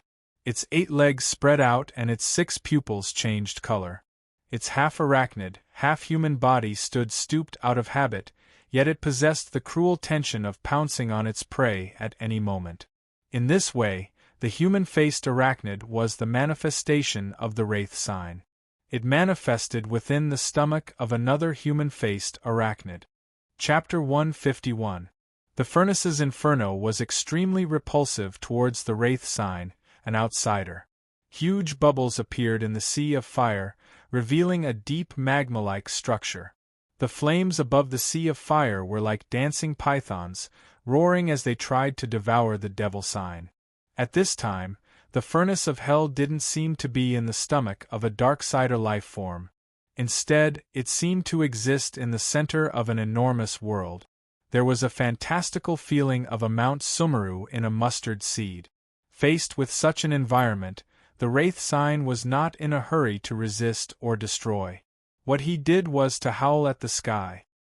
His body burned with a blood-colored flame that seemed to be solid, merging with the format pyramid on the outer layer. The unique structure of the format pyramid expanded outwards layer by layer. At the center of the furnace of Inferno, lines of different densities shuttled and intersected in the ocean of fire, building one basic structure after another before they were connected into a complicated whole. This scene was so familiar, just like the magical altar in the Deshang building's fighting arena. That was right. The wraith sign had built a new altar. Previously, it was built on the turbid emotions of hundreds of spectators. Now it was built on the lava. Luo Nan's eyes were still groping in the dark when the last altar was constructed. He was a standard example of knowing the how, but not knowing the why. But as he came into contact with the Tower of Babel built by the Dynamo Core, and through Jack's selfless demonstration, he understood the structural rules of operating energy and information. In addition, after grasping the soul-breathing technique, he gradually realized the mysteries of the interconnection between the spiritual and the material planes. Now, it seemed that he was a little enlightened. Luo Nan noticed that the structures of the two altars were very similar. They didn't seem to possess essential differences, especially the operating principles of the two altars. In other words, the method of handling energy and information was exactly the same. From a simple logical deduction, it could be seen that the same form was often rooted in the same content. Since the structure was like that, the basis of its existence should not change too much. Oh, in other words, the foundation behind this furnace of hell is actually similar in nature to the spectators in the arena. It's just that one manifests as a turbid flow of emotions, while the other manifests as a furnace of flames. Luo Nan watched with great interest. The turbid flow that is rooted in the emotions and desires of the human heart can actually develop into different forms and possess different functions. This transformation was caused by the human-faced arachnid. If this chapter is not finished, please turn the page. Is that it, or are there other factors? Luo Nan observed the furnace of hell once more with questions and gains in mind. He felt it to be even more penetrating, and his understanding became even clearer. As the wraith sign continued to build the altar, the giant flame pythons that had been attacking it from the outside gradually stopped attacking it. On the other hand, in the lava below the sea of fire, the bubbles popped one after another. They were clearly distorted human faces, staring at the wraith sign with hatred, fear, and fanaticism. But no matter what, they could not stop the continuous expansion and perfection of the altar's structure. Moreover, with the arrangement of the various functional structures, the deterrence of the altar became weaker and weaker. Things were just that interesting. No matter how horrifying and tragic the scene was, when the altar was built, who was the priest, who was the sacrifice, who had the power of a ruler, and who was just a stupid pig or sheep, it would all be clearly distinguished in such a cold and cruel way. The terrifying scene of the furnace of hell continued. Perhaps it did have the powerful ability to swallow consciousness and melt souls, but just based on the level of the altar, it could not pose any threat to the wraith sign on the altar. In other words, the wraith sign had used an altar to suppress the furnace. At the same time, it was stripping away the more essential things of the inferno prison. As the altar was built, the furnace of hell was suppressed. The human-faced arachnid, pierced by the heavily chained crow, grew more and more restless. It even revealed a reaction of fear. It suddenly shrieked, broke through the air, and left in spite of everything. This kind of situation was quite similar to the day when Luo Nan was dragged away by the burning wraith on the warship. The problem was that although only a few days had passed, Luo Nan was no longer an ignorant person. Through the wraith sign, he had a deep understanding of the human-faced arachnid. He did not need to be afraid to face it head-on, let alone now that he had placed Monkey Sun in its stomach. Freeze!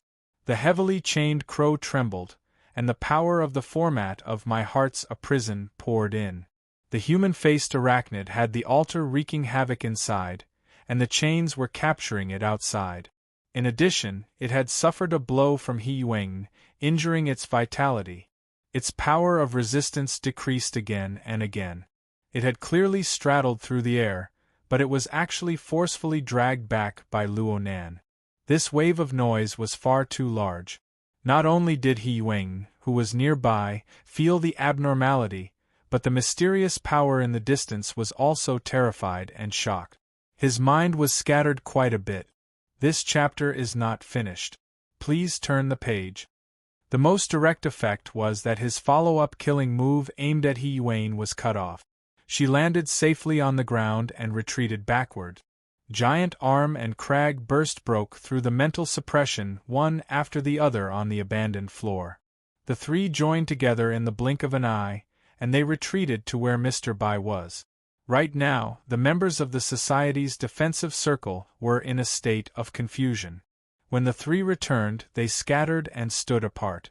They formed a triangular structure around the ring-shaped defensive circle. He Yueng gave a command in a deep voice. She gave everyone a clear command: reboot the hexair. Select the local network structure. In the blink of an eye, all the members of the Society completed this step. A psychic wave local network was established. Energy and information were interconnected between the members of the various societies, forming a joint force against the outside world. According to He Yuan's distribution of authority, she, Giant Arm, and Crag formed the three stable fulcrums of the local network. All energy and information had to pass through these three fulcrums to complete their work.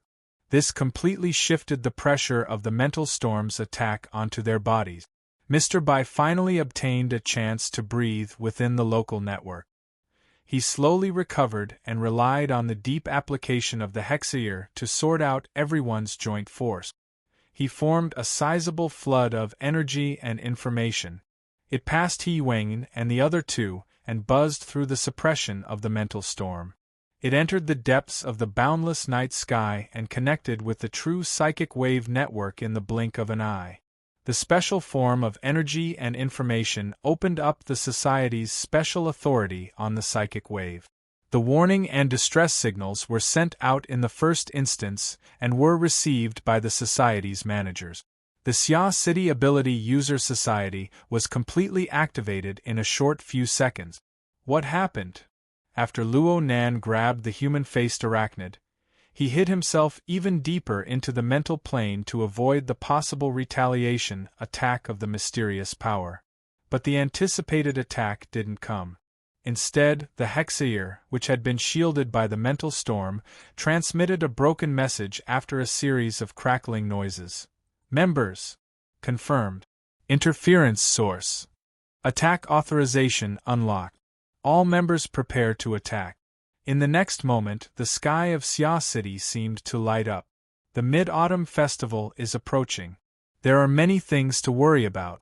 Please allow me to be lazy. There will be more at around 12 o'clock. Chapter 152.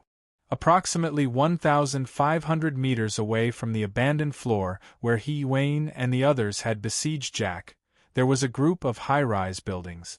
Looking down from here, one could see the abandoned floor and the surrounding area. This was the sniper position that He Yuan had pointed out. It was also the area where Ink was active. At the beginning of the mental storm, this rather intelligent crow hid obediently under a clock tower of a high-rise building.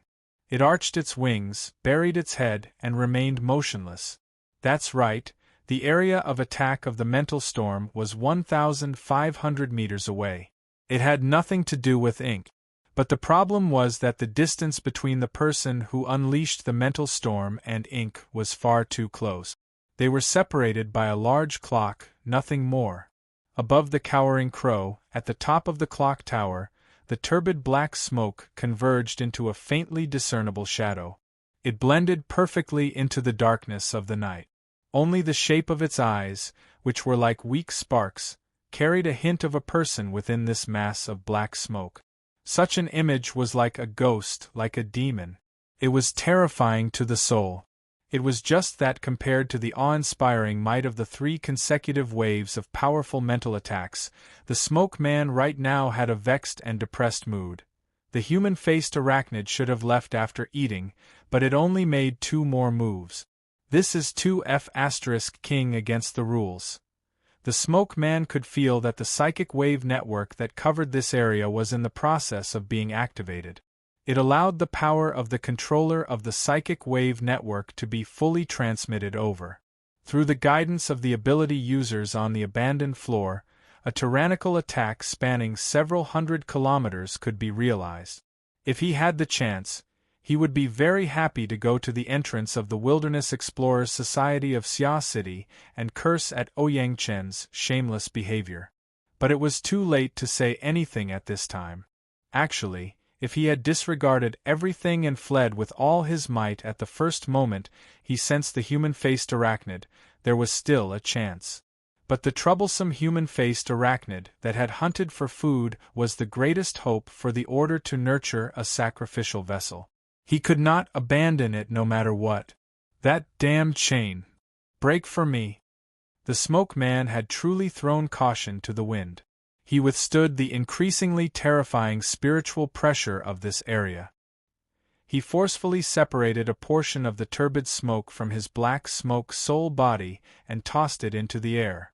The smoke conducted a transformation on the mental plane and the material plane. It quickly tempered into a sharp edge.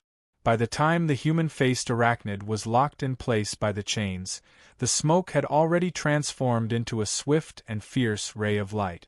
It chopped downwards.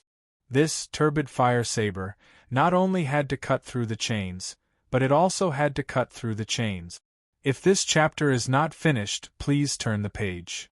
Only those shameless people hiding in the depths of the mental plane could vent the anger in his heart. Who would have thought that this saber strike, which was filled with his anger and hatred, would slash empty air? The heavily chained crow disappeared into thin air, its whereabouts unknown. On the other hand, the human-faced arachnid had inexplicably recovered its freedom. It was still frozen in place, and its malevolent face looked incredibly stupid. This blood flame blessing! When his life was at stake, how could the Smoke Man have time to think? At this time, the abandoned floor was lit up on its own. The activated psychic wave network was about to materialize. The energy being transmitted was increasing, and it had already locked onto him. If he didn't escape now, he wouldn't have to waste any more effort. Go, go, go! He used a special method of control to give the human-faced arachnid an order to make it flee in a different direction. He hadn't forgotten what this group of people from the Ability User Society had been doing in Xia City for the past 2 days. If it wasn't for his several rounds of mental storms attracting hatred, this fellow would have been the #1 target of the Ability User Society's attack. Under his urging, the human-faced arachnid's 6 heterochromatic pupils finally recovered a bit of luster. It immediately leaped into the air and disappeared. The Smoke Man leaped out of the clock tower at nearly the same time. He flew towards the area where he could sense the most human traffic. He hoped to find a few human meat shields so that Ouyang Qin would have some fear. However, he was still a bit too late in the end. The instant the Smoke Man leaped out of the clock tower, a terrifying energy attack burst forth from the abandoned floor 1,500 meters away.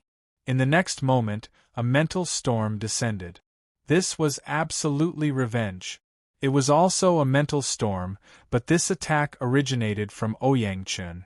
Even though it had lost many of its subtleties due to the long-distance transmission and guidance, when the hurricane swept over, it still caused the smoke soul body to fall into a predicament where it could not avoid. In a few breaths of time, the black smoke soul body, which was the soul of the out-of-body state, was torn to pieces. The soul of the Black Smoke Man was directly exposed to the air, and was swept by the tail of the storm that blew past, almost causing his soul to scatter. In the end, his strength was strong and he had long since passed the naive age where his soul couldn't be exposed to the wind.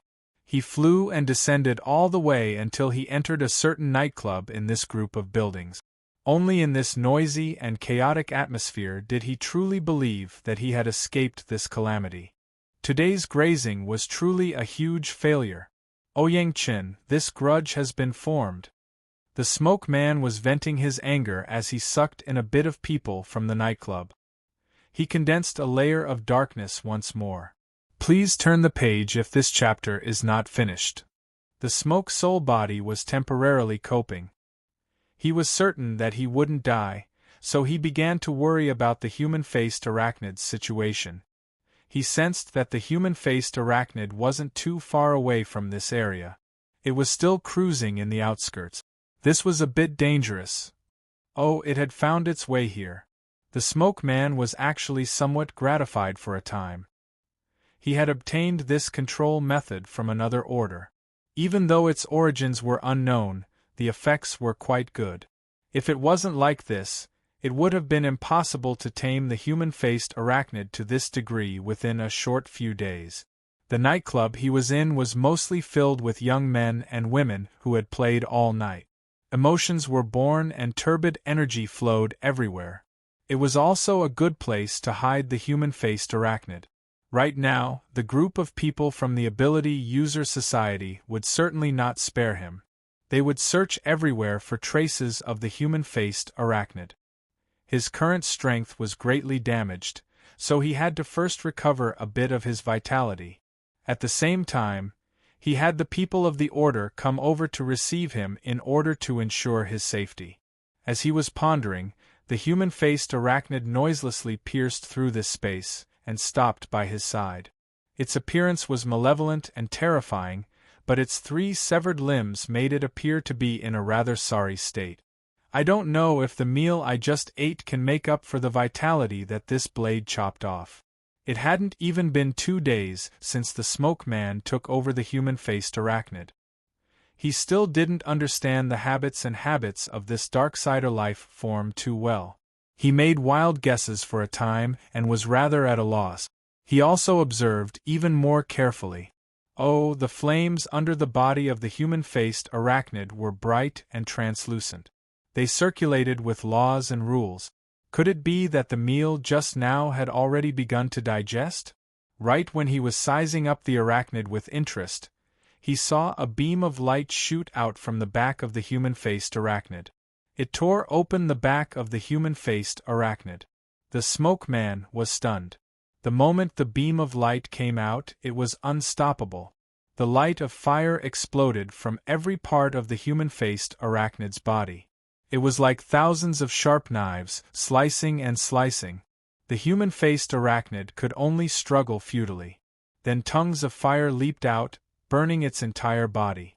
It burned into nothingness in the blink of an eye. The Smoke Man's mind was stupefied for a time as he observed this scene. It was completely blank. But then the raging flames of the fire burned the human-faced arachnid to death. Unexpectedly, they did not disperse.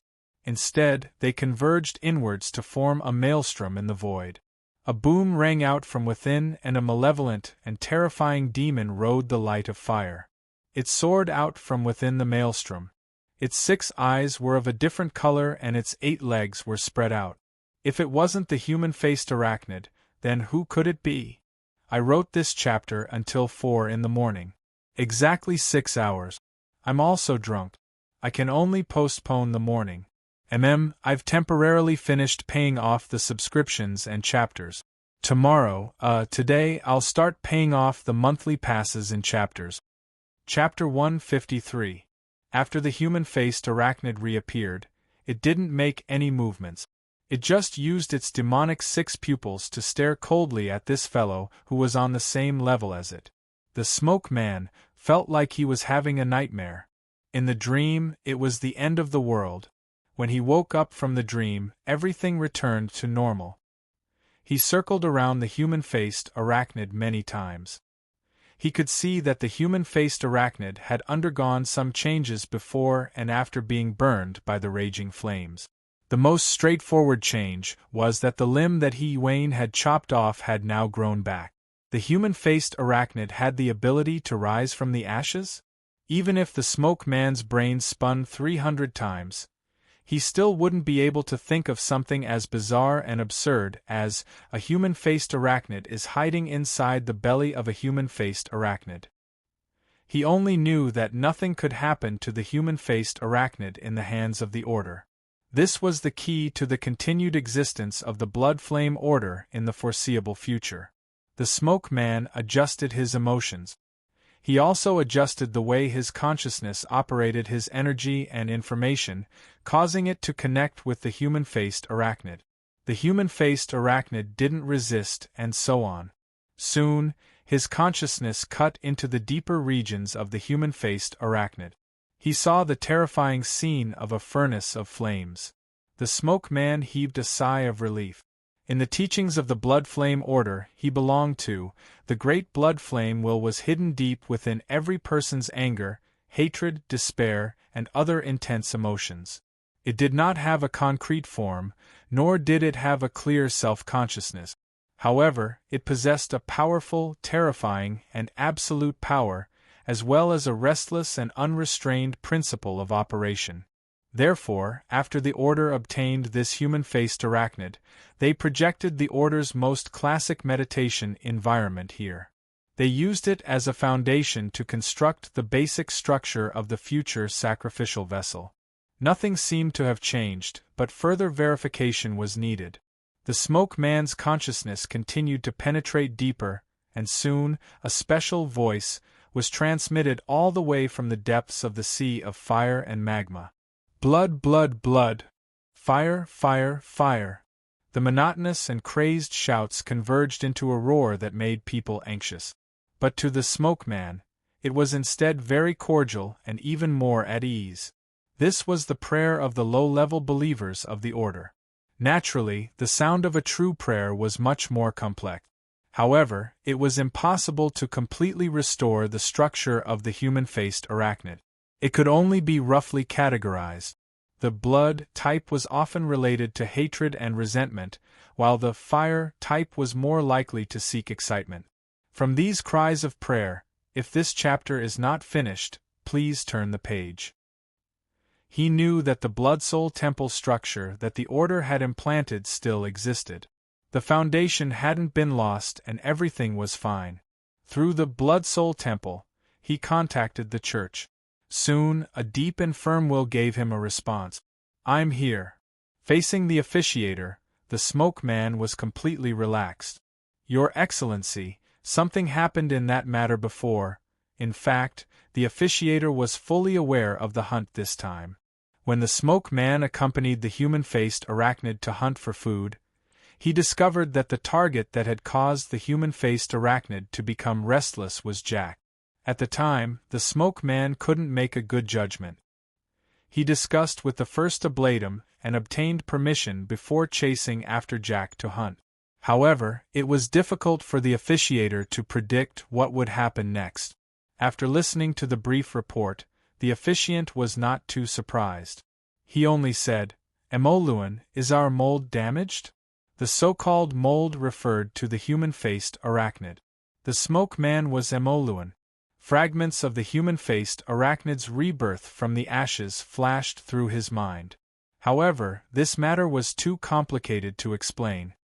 He just picked out the key points and gave a simple response. "No, it hasn't. It seems to have improved a bit." "It is indeed so. I can feel a sort of spiritual pressure here that I have never felt before.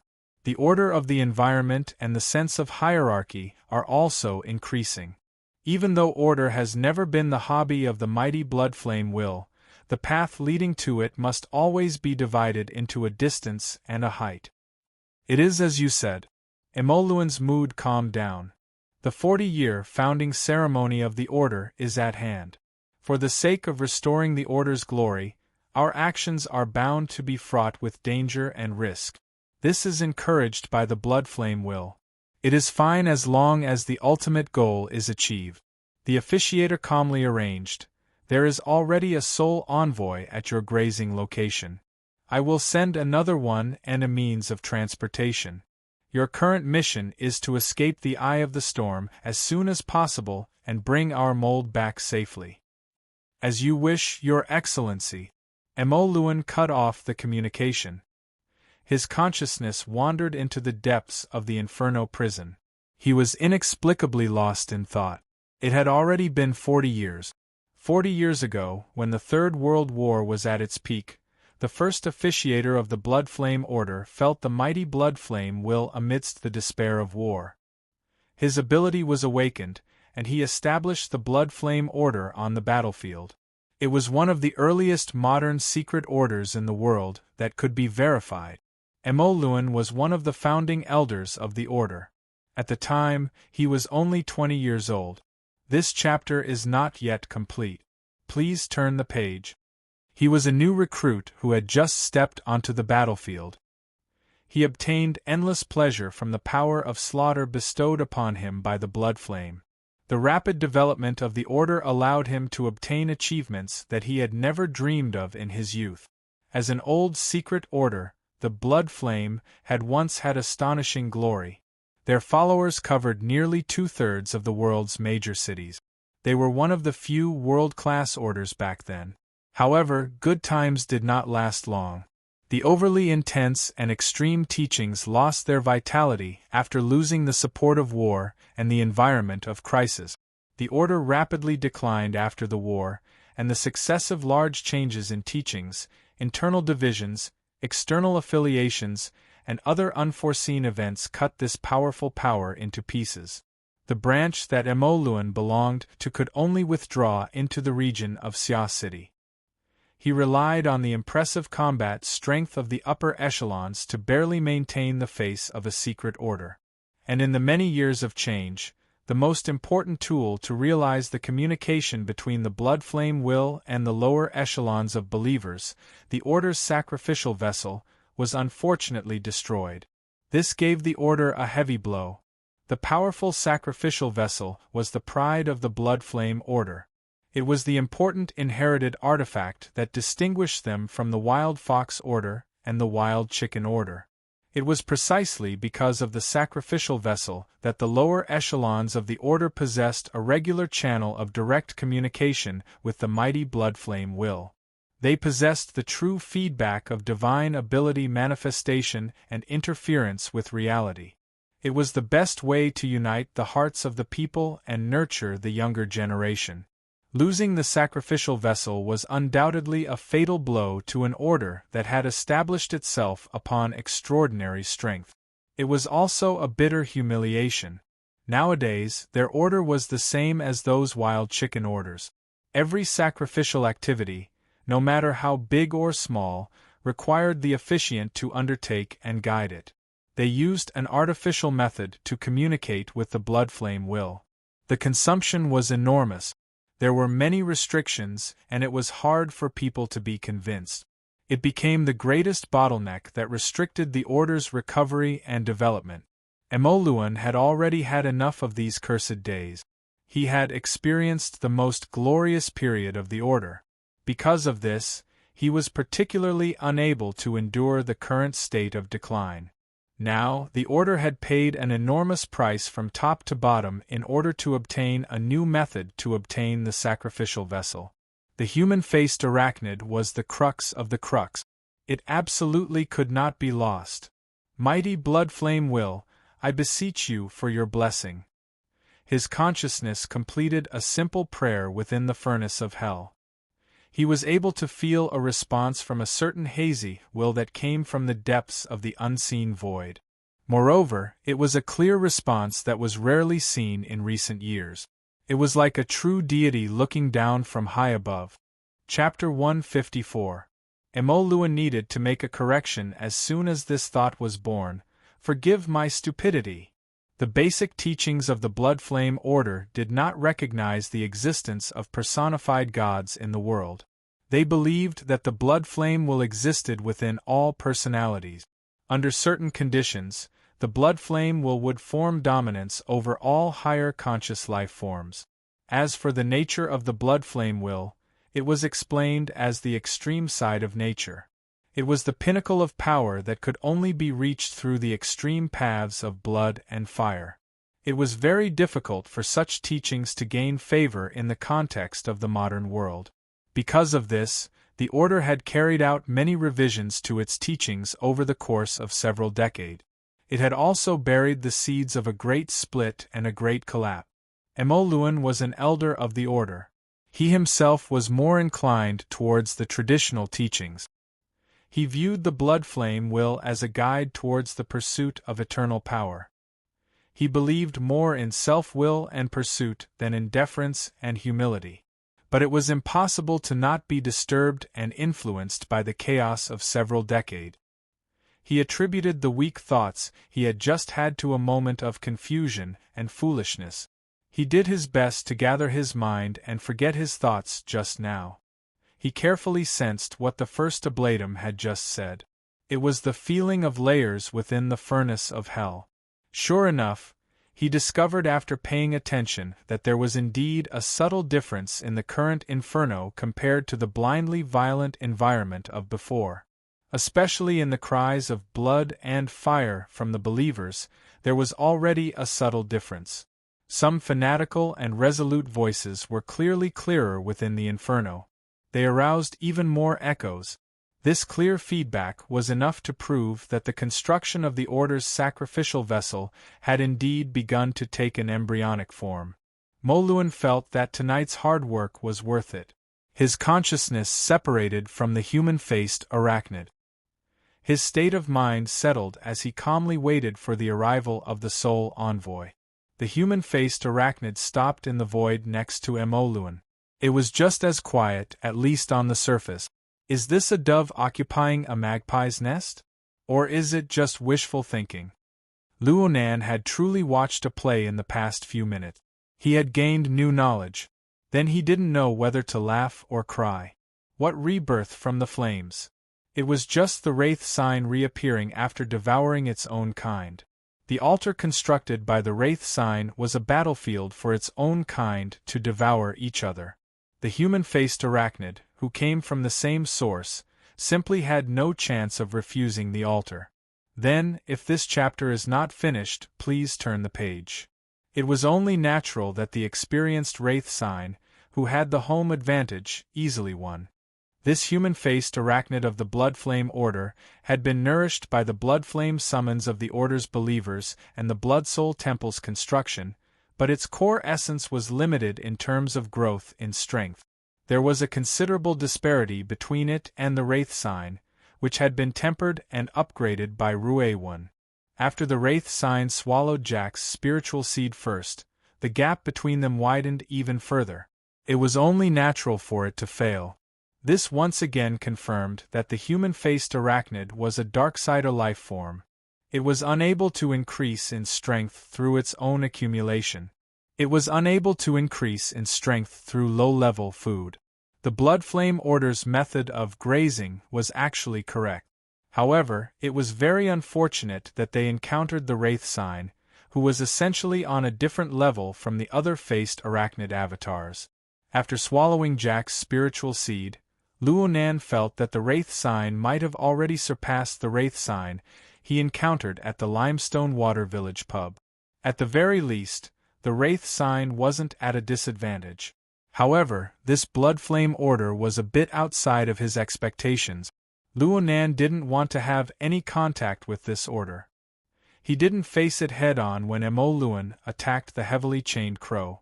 In any case, the altar constructed by the Wraith sign had already taken control of the situation. Everyone split up and left, never to meet again.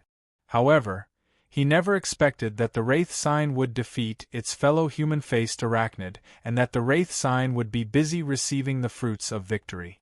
The remnant method of driving the human-faced arachnid's body would bring it back to the side of this mysterious power.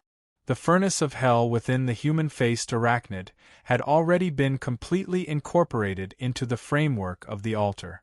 It was just that the Wraith sign didn't have the time to retract it. Moluan was completely unaware of this. He used the format of pure consciousness to communicate, sense, pray, and ponder. All of the energy and information circulated without the slightest bit of concealment.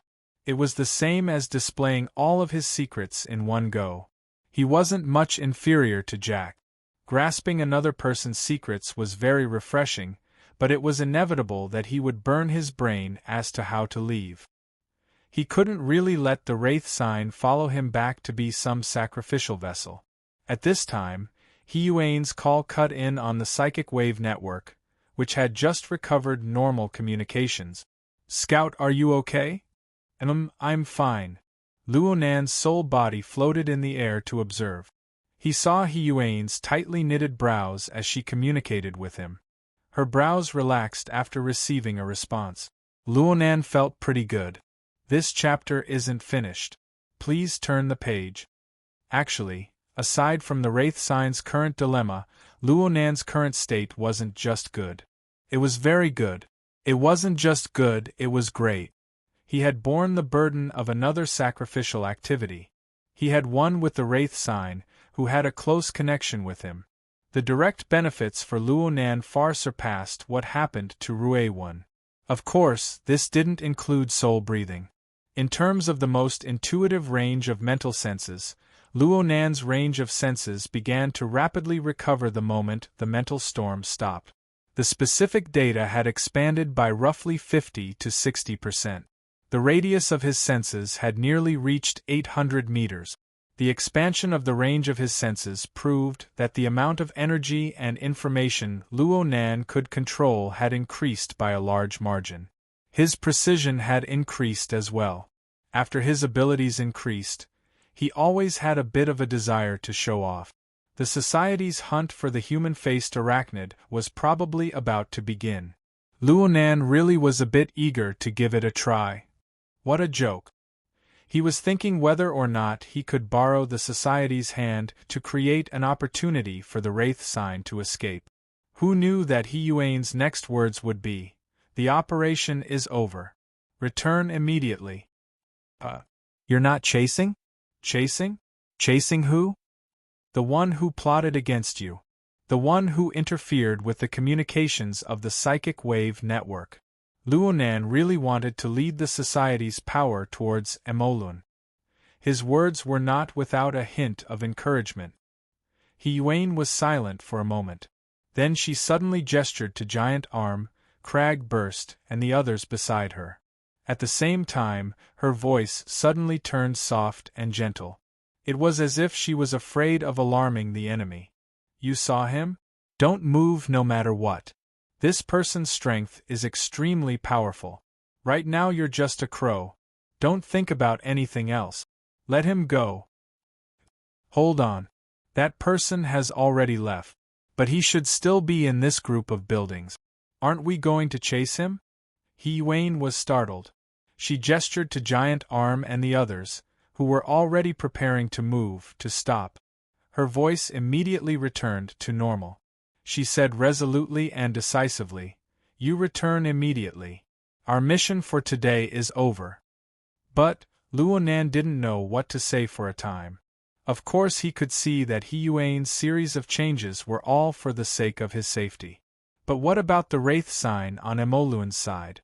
Today is only the third watch. Tomorrow will be the same. The year is afraid of mid-autumn, and the moon is afraid of the middle of the night. I'll adjust my tempo to the fourth watch as soon as possible when I recover next week. Please forgive me. Chapter 155. Mr. Luo. Hiyuane changed the way she addressed Luonan, further indicating the end of the operation. She explained to Luonan, different mission objectives require different mission arrangements. They also require different executors. We are dealing with Jack's team. We are not suited to deal with the human-faced arachnid and the expert behind it. At the same time, the association has more or less locked on to the identity of the other party and will take follow-up measures to deal with it. But not at the moment. Luonan also knew that he shouldn't put his companions in danger for his own selfishness. He absolutely couldn't reveal the existence of the Wraith sign to the outside world. In the end, he still needed to think of a way himself. Got it. I'll be right back. Luonan confirmed that Emolun wouldn't leave for a while, so he ordered Ink to return. Who would have thought that Hiyuane's next words would be, "Mr. Bai is here, just in time to check on the situation of your soul attachment." Luonan nearly let Ink knock its head against the clock tower. Hiyuane had mentioned Mr. Bai back in the fighting arena. Luonan hadn't paid much attention to it, but now the feeling was different. Don't look at how passive Mr. White was when he faced Emolun. However, on the mental plane, his light muslin and misty infiltration method was extremely exquisite. Ink's situation couldn't be hidden from others. It wouldn't be a big deal if his soul-leaving body was exposed, but after going through so much trouble for so long, it would still be awkward if it was exposed again. Luonan really didn't have a good solution. He could only take it one step at a time. As they spoke, He Wing and the others began to clean up the battlefield. Although the process was a bit tortuous, the people who participated in the operation all escaped unscathed, and the atmosphere was still relatively relaxed. The injured and unconscious Rue-1 had already been carried into the prepared battlefield ambulance and given emergency treatment to reduce radiation damage. On the other side, Jack's body was also moved back. A group of people gathered around to study it. It was said to be a corpse, but it was actually the Deep Blue Walker's exoskeleton armor. At this moment, whether it was inside or outside, it was a mess. All sorts of remnants of human tissues and destroyed spare parts could be seen. It felt like a pile of garbage. It was impossible to see the might he'd displayed when he'd fought Crag Burst and Giant Arm. At this moment, the sound of flapping wings could be heard. Ink flapped its wings and entered through the window of the abandoned building. Compared to its own kind, its enormous size and astonishing speed were rather eye-catching, attracting the attention of the people who were cleaning up the battlefield. Mr. Bai, who had been recuperating, raised his head.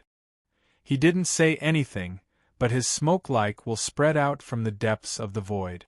If this chapter is not finished, please turn the page. Locked onto Crow, Luonan hurriedly let Ink descend to the ground where Mr. Bai was sitting. At the same time, he greeted through the hexaear, "Hello, Mr. Bai. I've troubled you." He felt like he was a patient seeking treatment, and Mr. Bai was the highly skilled doctor. Mr. White grinned. This little old man, who was famous for his dream technique, was always in a slack and sleepy state. He sat on the ground with his back bent, as if he could fall asleep at any time.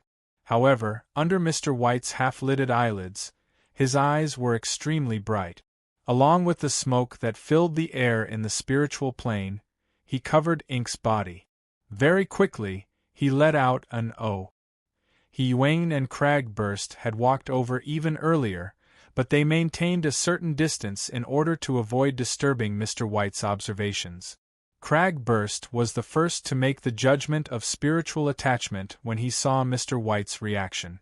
He couldn't help but ask, "How is it? Is it spirit attachment or soul attachment?" "I can't tell for now." Mr. White was quite frank, but he immediately praised. "It's a bit different from what I thought before. Little Luo's way of doing things is quite reasonable. His methods are cautious and strict. He has his own standard. Not bad, not bad." Luonan didn't hide anything. In the eyes of an ability user of Mr. White's level, it was impossible for him to miss the faint radiance of the diagram structure under the cover of the crow's black feathers as long as he paid careful attention. He Wayne and Crag Burst also discovered this situation, one after the other. He Wayne hesitated for a moment before saying, "Format? Thank you for swallowing the archetype." Luonan secretly sighed with emotion. Yen Hong's archetype formatting theory was indeed deeply ingrained in burners, including ability users. It wasn't something that could be reversed in a short amount of time. Crag Burst scratched his head. "I don't think this diagram was there in the beginning, but I did see it when I was rushing over here." Luonan rushed to explain. "I just realized it not too long ago. It's mainly for adjusting my state." He Wayne set the tone with a single sentence. "Is there any danger? Common sense says that the more there is a method, the lower the risk. But we can't make a conclusion lightly." Mr. Bai stood up as he spoke. "How about this? The matters here are more or less settled. I'll make a trip to the hospital with little Luo since I have nothing better to do. I'll give it a try and take a look. It's better than anything else." He Wayne said, "That would be best. I'll arrange a car." Don't be fooled by Mr. Bai's slack and sloppy appearance. Once he took action, he was truly swift and decisive. And he did it in a straightforward manner. This chapter isn't finished. Please turn the page. Luonan didn't have the time to express too much before he was brought onto the flying car that headed towards Xia City's Renai Hospital. Luonan didn't really care about anything else. The only thing that worried him was the distance between him and the Wraith sign. Luckily, the connection between the two was still stable and secretive up to this point. Mr. Bai asked Luonan many questions along the way. The main questions were about how to establish a relationship with the crow, how to control it, and so on. Luonan saw that there was a way, so he took the initiative to talk about the origin of ink. He spoke half-truths and half-lies. I sensed ink at the time and locked onto it. Then I felt like my soul had left my body. This was an ambush for the possibility of him being exposed later on. However, Mr. Bai clearly didn't think that much. He laughed out loud when he heard Luonan's words. Out-of-body state? Young man, don't bite off more than you can chew. You still haven't awakened. Even if you can go out for a short while, you'll be blown apart in the blink of an eye.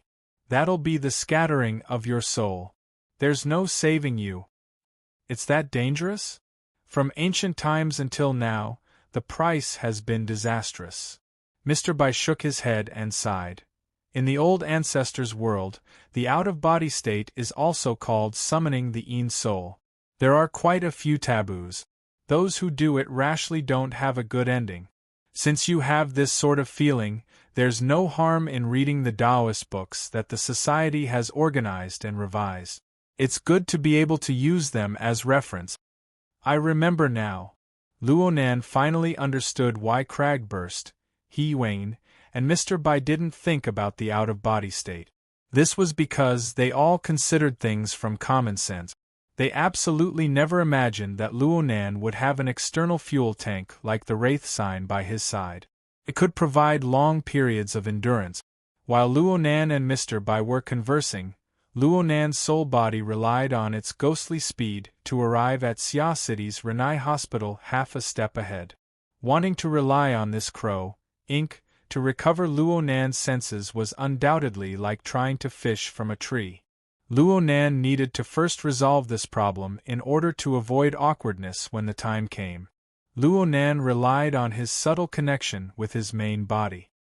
He didn't need to deliberately sense it. His mind stirred, and his soul returned to his main body. At this moment, the mental plane and the material plane converged. It was like a stone being thrown down from a high place. It vibrated with a bang, bringing out circle after circle of ripples. Luonan opened his eyes amidst these ripples that penetrated his body. He gazed at the monotonous patterned ceiling of the hospital and grinned. But then his expression froze. Luonan felt a sharp pain between his eyebrows in an instant. A small hole had split open on the thin layer of skin in front of his forehead. Blood seeped out from within. Chapter 156. Luonan didn't dare to move at all. His entire body was as stiff as a block of wood. But even this wasn't enough. It wasn't just his forehead. His scalp, cheeks, shoulders, and many other parts of his body felt like his muscles were being torn apart. Furthermore, the pain was still spreading. It was as if his body had suddenly turned into a thin bag filled with razor blades. Any slight movement would cause thousands of blades to pierce through his body. His soul and body were in serious disharmony. Luonan's insight and knowledge had greatly improved. He was able to grasp the root of the illness in an instant. He had once heard He Wayne mention the serious problem of the imbalance between the mind and the body, but it was only a conceptual understanding. Now, he had finally experienced it for himself. Originally, his soul and physical body came from the same source and fused into one. Their energy and information were interlinked and operated in sync. Naturally, there was a relatively harmonious rhythm. Even if there was something out of line, it was still within the range of adjustment. However, Luonan's soul strength had received 2 consecutive benefits from the sacrificial offering in a single night. His soul strength had grown substantially, and he had also comprehended the mysteries of soul breathing. The corresponding changes in the operating form of energy and information were practically revolutionary. After his soul and body became one, this transformation was quickly reflected in his body. An increase in soul strength was a good thing, and soul breathing was an even better thing. It represented Luo Nan's current highest achievement in the mutual interference of the mental and material planes, the circulation and utilization of energy and information. The problem was that the material foundation of the soul and the fleshly body was ultimately different.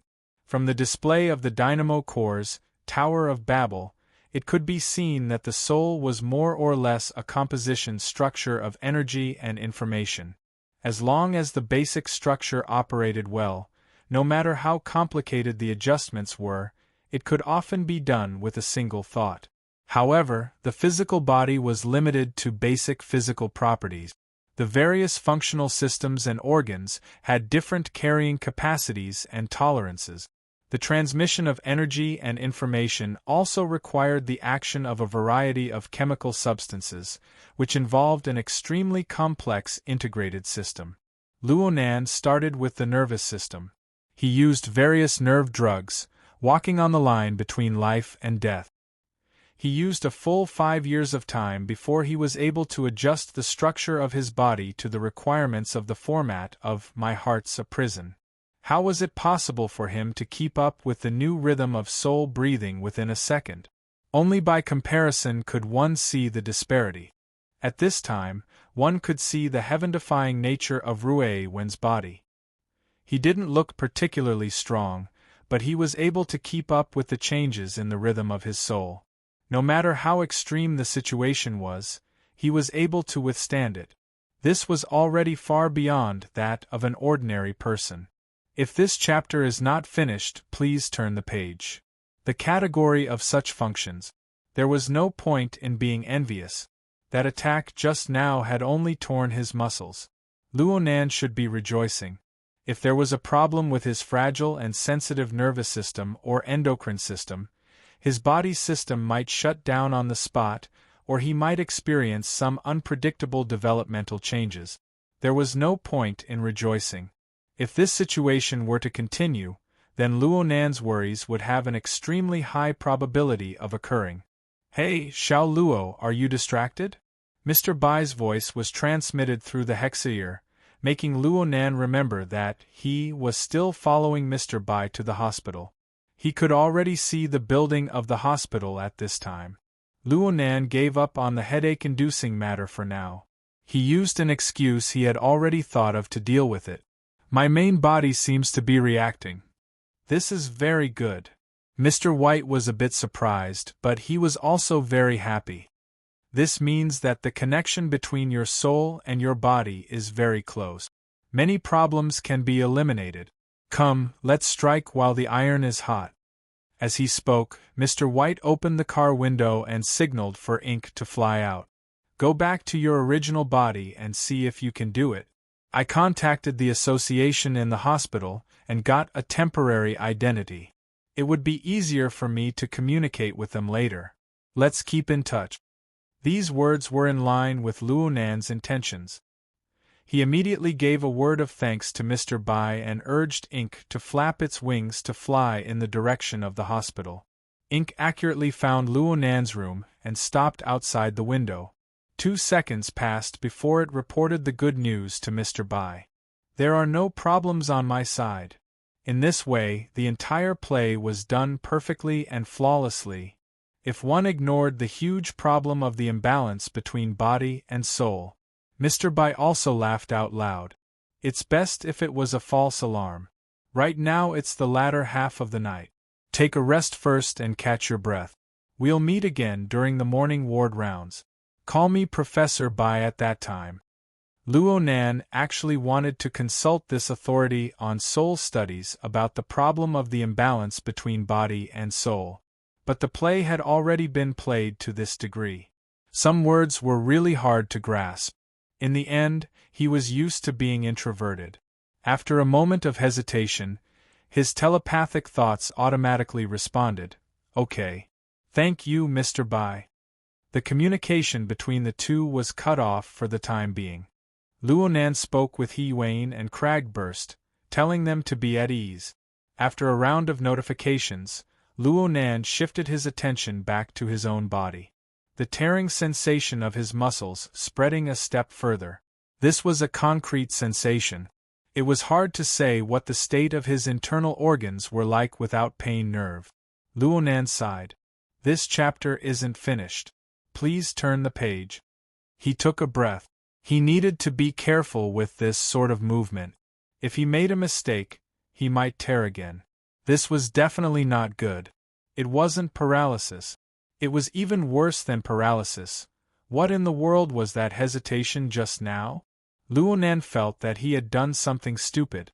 In the end, he wasn't a true idiot who wouldn't turn back until he hit the wall. He knew that he absolutely couldn't afford to be stupid in this sort of matter. He immediately tried to contact Mr. Bai again. But at this time, the Wraith Sign's message came back from a nightclub several dozen kilometers away. The situation there had changed. Mo Luan of the Blood Flame Order had made the motion of controlling the human-faced arachnid. This human-faced arachnid wasn't the human-faced arachnid. The Blood Flame Order's method of controlling the human-faced arachnid was now only an empty shell. It was a bit difficult for the Wraith Sign, who lacked intelligence, to understand Mo Luan's intentions. Luonan sighed once more. His soul left his body, temporarily breaking away from the bindings of his fleshly body. He responded to the changes in the situation over there with all his strength. Luonan had a general understanding of the situation over there through the Wraith Sign. The reason why Mo Luan wanted to control the human-faced arachnid was because 2 soul envoys had arrived. Mo Luan didn't know that the Ability User Society didn't have any intentions of continuing to chase and kill him for now. They were still proceeding strictly according to the Order's evacuation plan. The so-called soul envoys looked like a young man and woman who loved to play around. They were no different from the majority of the people still lingering in the nightclub. However, when the man and woman entered the room where Mo Luan and the human-faced arachnid were, they immediately knelt to the ground after confirming the location, even though they couldn't see the scene on the mental plane. They silently prayed. Their bodies inexplicably swayed during the process of praying. They became dizzy and then they fell one after another, losing all consciousness. Luonan could clearly see that all of their conscious activities had vanished from the moment they lost consciousness. Right now the man and woman on the ground were simply 2 empty shells of fleshly bodies.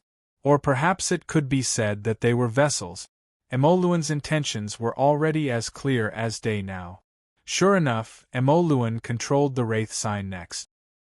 He wanted it to enter the body of the female soul envoys, borrowing the aura of life to conceal itself to the greatest degree. As for Mo Luan himself, he threw himself into the fleshly body of the male soul envoys without the slightest trace of politeness. Though the male soul envoys was in a state of unconsciousness, his body still shook violently. He nearly fell limply to the ground. A thin bloody wound had split open on his temple, and the surrounding blood vessels throbbed. It's the 3rd watch today, and the 2nd watch after that. By the time I get back from the county, it'll be evening. Chapter 157. It was as if Luonan was looking at a reenactment of the difficult problem he had encountered in the past. Judging from the current situation, it was clear that the soul envoy's body couldn't bear the infusion of Mo Luan's soul energy and was damaged. How would Mo Luan solve this problem? In the event of an accident, he couldn't command the soul envoy, who could be cut into pieces at any time, to fight, could he? With the Wraith Sign acting as a fulcrum and cover, Luonan opened his God perspective to conduct a comprehensive observation of Mo Luan. Mo Luan was completely unaware of this. He adjusted step by step, allowing the soul envoy to gradually adapt to the infusion of soul power. Luonan had already exposed his method of operating energy and information back at the Wraith Sign. Luonan observed and guessed, and he was able to figure out most of Luonan's steps. Is that so? Luonan was like an apprentice. He followed the movements of his instructor and began to try them out. The first is self-limitation. He adjusted the rhythm of his soul's breathing and slowed down the speed and efficiency of his energy and information circulation. He even intentionally blocked some of them to reduce the enormous pressure on his body. The range of Luo Nan's mental senses began to greatly shrink. From a radius of 800 meters, it shrunk all the way to less than 10 meters. At this point, it was only about 1% of the soul's spiritual senses. No matter what, it couldn't shrink any further. This was the bottom line for maintaining the soul's current configuration and rhythm. It was a basic unit. But even so, it was nearly twice as large as the 5-meter radius yesterday morning, and the information processing pressure was still not small. This was the second step, keeping a distance. Luo Nan followed Mo Luan's method and let his soul lean into the depths of the mental plane. He maintained a state that was neither close nor distant from his fleshly body. Well, it was like he was dreaming. Mo Luan had used this method to reduce the pressure on the spirit envoy's body. However, the biggest problem was that the information exchange between the material and the spiritual plane was somewhat stagnant, which affected the secretion of some neurotransmitters. His mind was in a trance, similar to sleepwalking or even taking drugs. In the end, this was only a temporary measure, and it wasn't a permanent solution. Luo Nan was a bit disappointed. But in any case, this method helped him extricate himself from his awkward state of paralysis. After Mo Luan completed the sending soul, he did not rush to leave the nightclub. Instead, he took the magic talisman out of the box and wandered around the nightclub. If this chapter is not finished, please turn the page. He walked around, adjusting the soul attachment form to the best state. Luo Nan temporarily lost the value of observation, and his mind flowed back. He could not help but yawn, nearly falling asleep. He didn't want to use sleep to scare people anymore, so he suppressed his sleepiness and sat up on the bed unsteadily. Faint sunlight shone through the curtains into the room. Time flew by, and in the blink of an eye, it was morning. Luo Nan thought about the twists and turns and chaos of the first half of the night and the flow of time during this time. The stark contrast between before and after made Luo Nan feel rather emotional for a time. He took another deep breath, but when he was halfway through, the itchiness in his throat suddenly exploded, and the airflow diverged, choking him to death. He coughed repeatedly and almost couldn't breathe. At this moment, the communicator at the head of the bed rang on its own, and his aunt's extremely surprised voice came through. "Nan Nan, you're awake." He wanted to greet his aunt, but his violent cough made it impossible for Luo Nan to open his mouth. He could only force himself to raise his hand in response. The intensive care unit that Luo Nan was in was specially arranged by the society through the hospital. It was monitored 24 hours a day, and it was equipped with both professional and robotic care. Actually, the basic purpose was to refuse the company of his family, to make room for the following operations. Because of the hospital's regulations, Mrs. Luo Shuqing could only use online video to check on Luo Nan's current situation. She never expected to see Luo Nan turn over and sit up the first time she checked on him in the early morning. This was a pleasant surprise, and it was no small matter. But when she saw Luo Nan's situation of endless coughing, she couldn't help but worry. Right when she was about to call for medical personnel, the door to the ward was pushed open, and a mighty procession of doctors and nurses came in. The daily routine ward round had begun. Mr. Bai was astonishingly among the crowd, and he was in the center position. Luo Nan's attending physician had to address this little old man, who had casually put on a white coat, as Professor Bai. He was extremely respectful. "Oh, the little fellow is awake. This saves us quite a bit of trouble." A nurse came forward to do a routine examination while Mr. Bai was joking. She pulled out the monitoring data from last night for Mr. Bai to look through. Mr. Bai had long since determined what happened last night. He just scanned the data and continued to joke with Luo Nan. "What's going on with your forehead? You didn't wake up from the fall, right?" The wound on Luo Nan's forehead was a tear in the epidermis. Please continue to the next page if this chapter doesn't end. The wound had already scabbed over and stopped bleeding. It looked as if he had been hung by something. There was only a shallow wound on his forehead, which was more eye-catching. Cough. I don't know where I hid it. Luonan still couldn't stop coughing. His words were intermittent. Mr. Bai walked over with a beaming smile. He checked Luonan's body's condition step by step. In other words, he rolled his eyelids and so on. At the same time, Mr. Bai's voice transmitted into Luonan's hexaear. Idiot! Shouldn't you be saying something like, "Why am I here?" Cough. Why am I here? Luonan's mind had always been dizzy due to the side effects of the blood pressure reduction. He really did say whatever he was told to say. He was extremely obedient. Mr. Bai was very happy. Luonan's age was indeed more than enough to be his grandson. He immediately patted Luonan's head in passing, expressing, "This child is worth teaching." Then he said, "It's nothing. This kid must have been under a lot of pressure recently. He's a bit mentally weak.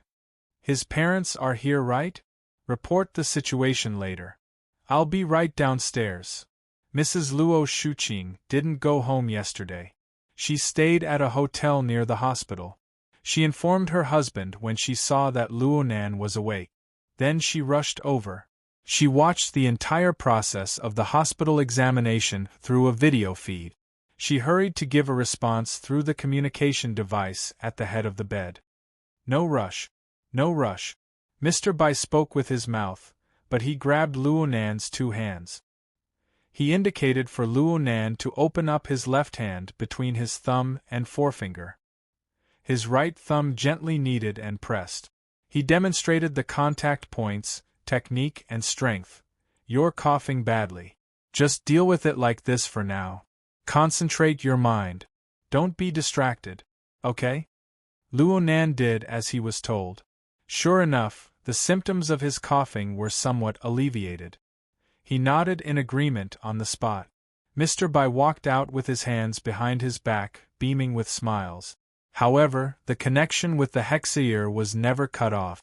He shared information with Luonan, letting Luonan know of his upcoming journey.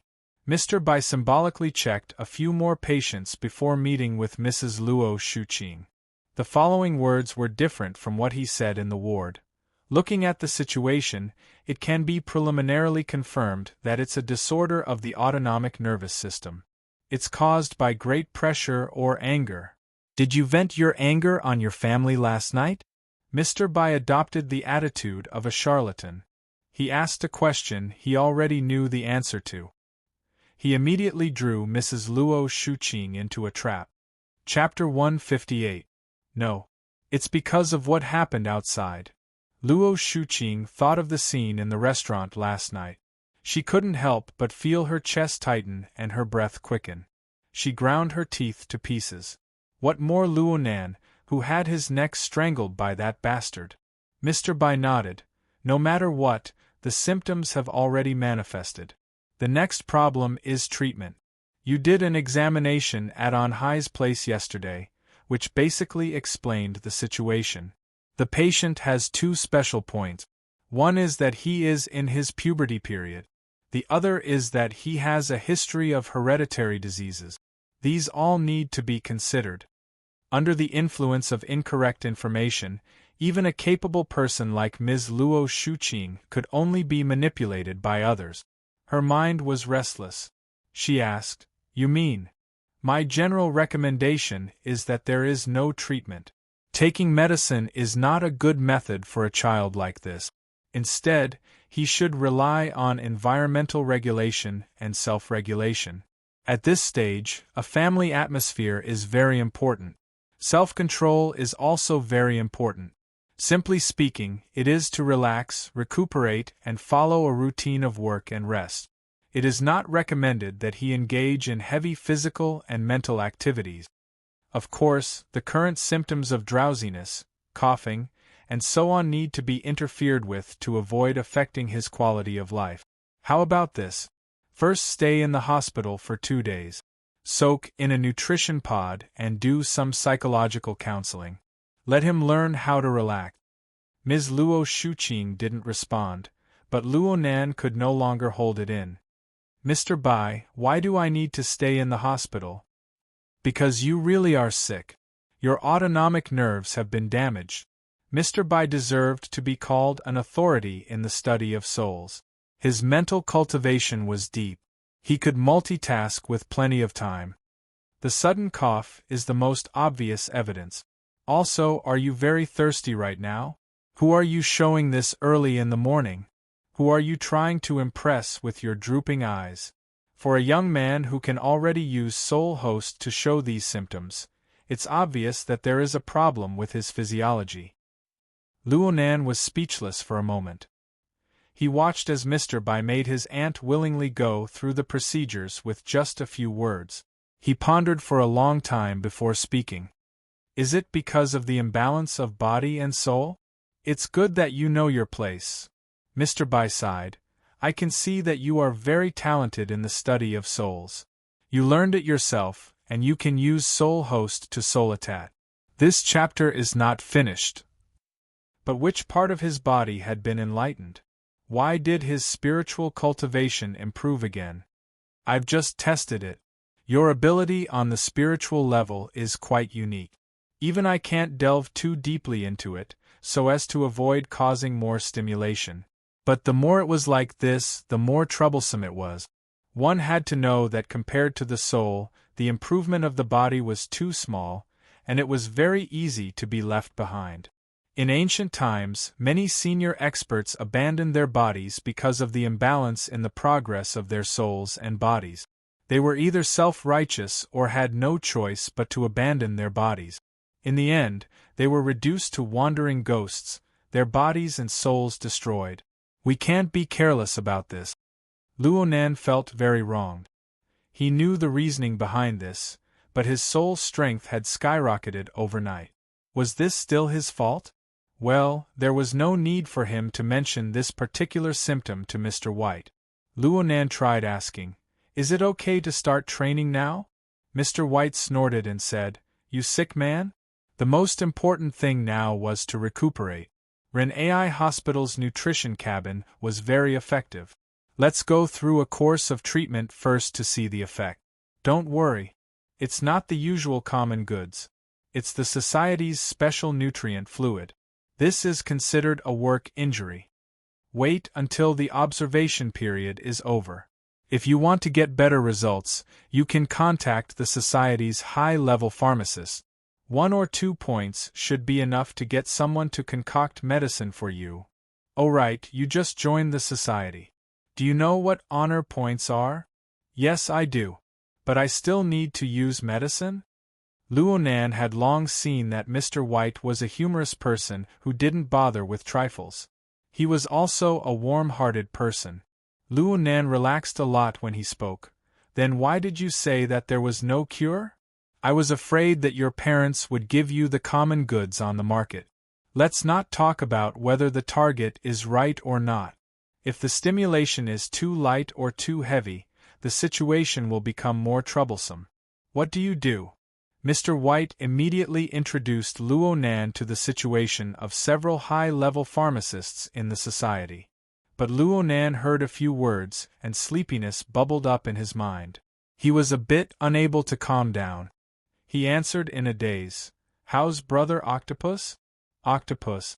You're familiar with him? Mr. White sensed Luonan's state, but he didn't take it to heart. He just spoke truthfully. That kid isn't bad, but he specializes in hallucinations and potential stimulation. This chapter isn't finished. Please turn the page. We don't get along in this situation. But as a pharmacist, his connections are stronger than mine. You can consult his opinion. Luonan's impression of this warm-hearted and selfless old man grew more and more favorable. He promptly expressed his thanks. Mr. White emphasized a few taboos that Luonan needed to pay attention to. Then he let Luonan sleep first. This would make it convenient for the hospital to do further examinations. Luonan really couldn't hold on any longer. He gave his thanks again and fell onto the bed. Who knew that a new message would come from the Hexaear at this time? It was a brief report on last night's mission. From Luonan's understanding, A brief report meant honor point. He was about to use it, so he suppressed his sleepiness and opened it to read. It looked like this brief report was Hiyuan's work. It was concise and clear. Luo Nan skimmed through the description of the course of the operation. Then he looked at his own evaluation and point. Luo Nan's performance in this operation was mainly in discovering problems in the early stages. And in the early stages of the operation, he excelled in completing the reconnaissance mission. He created the conditions for the society to successfully stop Jack. He didn't show anything else clearly. So his evaluation was a bit lower than last time. It was C+. His honor points were at 3 points. He was still in the first echelon. His current honor points had already reached 7 points. His accumulation speed was quite astonishing. It looked like he needed to seriously understand the society's shop. Luo Nan soon flipped to the end of the brief report, but he discovered that the format of the brief report was slightly different from last time. This time's brief report even had a link to spoils of war attached. He opened it and found out that the society had a spoils of war auction system. That is, the spoils of war would be displayed in an operation that yielded spoils of war. The members participating in the operation would bid based on their evaluation and determine who the spoils of war belonged to. As for the spoils of war this time, they were, of course, mainly obtained from Jack. They included a medium transport vehicle, deep blue walker exoskeleton armor remains, detection scanner equipment, body modification parts, secondhand, and so on. Of course, the most eye-catching item was naturally the deep-sea Type 4 dynamo core. Luo Nan stared at this interface for a long time before he finally couldn't hold back. He coughed and laughed. He was very happy. Yen Yongbua should be very anxious. Chapter 159. Luo Nan paid the most attention to the deep-sea Type 4 dynamo core within the series of spoils of war. He remembered watching the scene from the sidelines. After the dynamo core lost the stimulation of energy and information, the separated filaments were retracted one after another. The wheat seed structure also became loose, returning to a 4 to 5 centimeter thin needle. It was very similar to his external neuron, a cutting-edge product that might very well be of the same origin as the external neuron in his possession, a direct clue that might very well be related to his father's whereabouts. Luo Nan was extremely interested in these spoils of war just based on this point. Moreover, Luo Nan had watched the entire negotiation process between Jack and Yen Yongbua. Naturally, he knew the value of the dynamo core and its related technology. At the very least, in the eyes of those who were observant, even if all the other spoils of war were to be combined together, they wouldn't even be worth half a fraction of it. The first thing Luo Nan did was to look at the bidding situation for the dynamo core. However, the bidding description showed that the spoils of war were still in the evaluation phase. It seemed that the society was unable to determine its value. Jack's brain nucleus was also being evaluated. This was a little surprising. The brain nucleus was admittedly an important processing center for the altered human, providing high-level thinking and emotional template. However, it was still a mass-produced product after all. There was no reason for it to be placed on the same level as the dynamo core. Oh wait, I remember that this thing was wrapped inside the dynamo core? Luo Nan recalled the situation at the time. After the dynamo core had removed its metal wheat seed form, it had indeed dropped this brain core. Even earlier, when the Wraith sign probed Jack's brain, it discovered that the dynamo core was also surrounding the brain nucleus. It was unknown if there were any special requirements inside. There were too many mysteries surrounding Jack. Thinking back to last night, he had originally wanted to find out more about Yen Yongbua, but a freak combination of factors had caused such a huge scene. Jack was one of the most important catalysts. The Deep Blue World and the Apocalypse Laboratory were all unheard of. If Jack hadn't exposed them, how would Luo Nan have known of these things? After Jack's death, many clues were lost. He wondered if the association could put in more effort and dig out more relevant information. If this didn't work, Luonan would have to do it himself. He was pondering over Jack's secrets when a sudden connection suddenly cut in. It was Cragburst. Hello? Hello? Scout, are you feeling better? How does it feel to have a good sleep? I still want to sleep. If this chapter is not finished, please turn the page. Luonan and Cragburst's friendship was extraordinary thanks to Knight's close cooperation. Still sleeping? Rue One is the same, even worse than you. She has never woken up, but her injuries are much more serious than yours. With that kind of injury, there's no harm in sleeping more. Though they weren't placed together, Luonan knew more about Rue One than anyone else through the intermediary effect of the format pyramid. According to his deduction, it would be difficult for the girl to wake up within the next 2 days. This little girl, Rue One, had an innate ability to sense danger. Even when she was unconscious, it was still operating instinctively. During continuous battles, the rhythm of her body and soul was directed towards rapid recovery. However, once the situation slowed down, the rhythm would become extremely slow. It was as if she wanted to take a long nap to conserve her energy.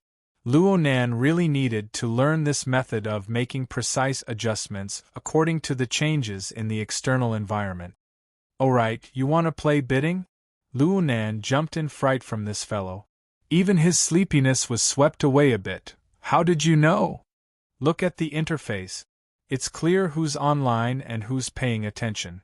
You don't even know this.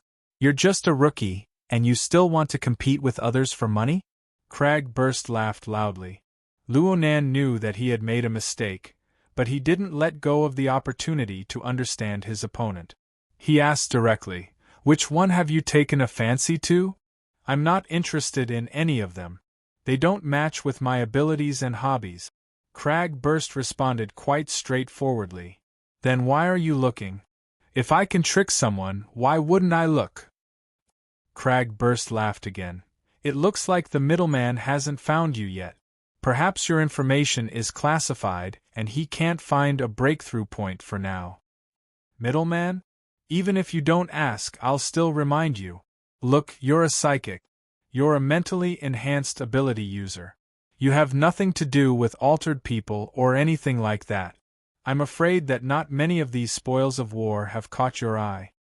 Luonan hesitated for a moment, but he still responded to Cragburst's words. Cragburst talked nonstop as he explained. "But for our society, aside from going to the wilderness for a big gamble, there aren't many situations in which we can seize so many spoils of war within the city. The right to bid, especially the right to bid in the first wave, is truly rare. If we use it carelessly or miss it, then it would truly be a waste." When Luonan heard this, "Please flip the page if this chapter doesn't end," he understood. "You're talking about purchasing. There's someone in the society who has taken a fancy to the items inside. They want to trade for them." "Smart. But I need to add one more thing. It doesn't necessarily have to be someone from the society. Even outsiders can do it?" "Of course they can.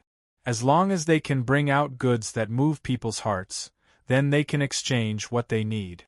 The cutting-edge technological equipment we obtained this time is quite popular in the market.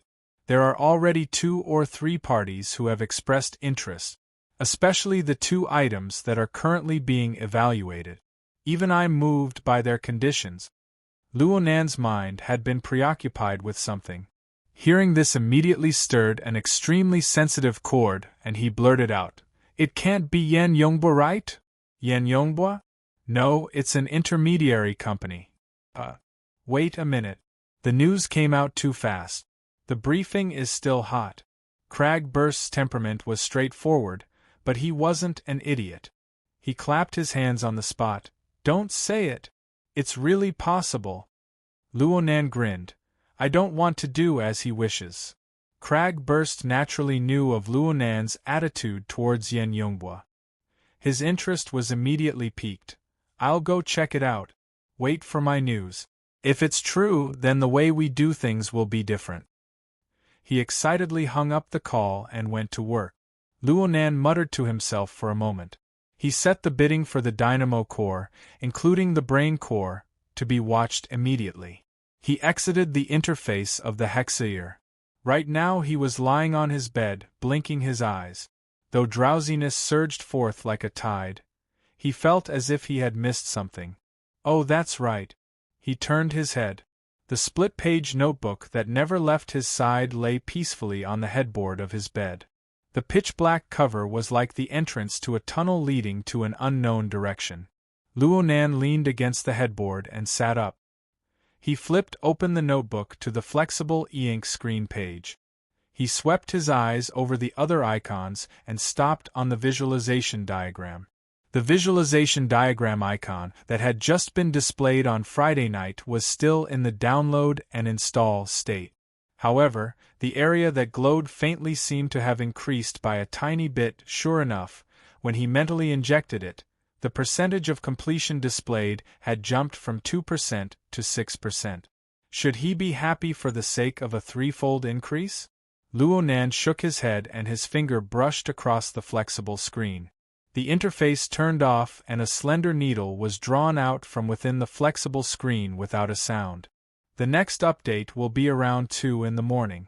Everyone, don't wait. Let's see it tomorrow morning. Chapter 160. Luonan focused his gaze on this dynamo core that he had long since possessed. Compared to the Deep Sea Type 4, Luonan was certain that this dynamo core was nearly twice the length of the Deep Sea Type 4. And clairvoyance on the mental plane could see that the electricity flowing on the dynamo core was much more intense.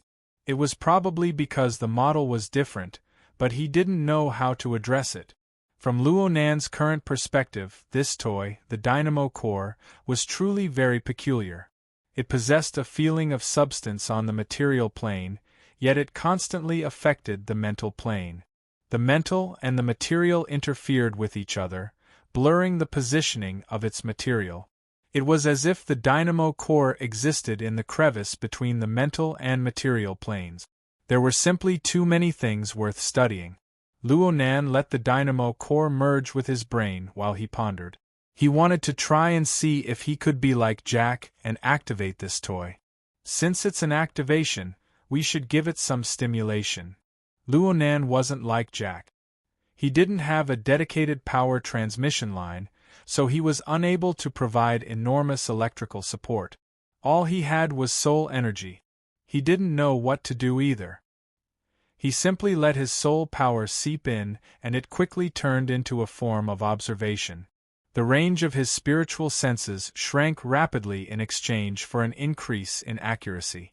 But for now, no matter how much the range shrank, it was still locked within a range of 10 meters. No matter how much his accuracy increased, it was still swaying around the millimeter level. His best record was still some distance away from 1/10 of a millimeter.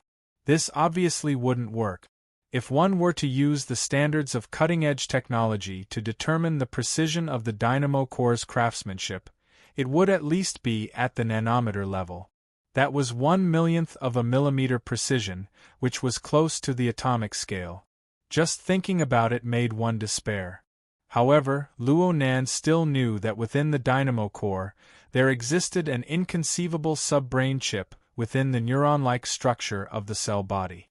It bore the burden of a huge amount of coding, translation, and calculation tasks.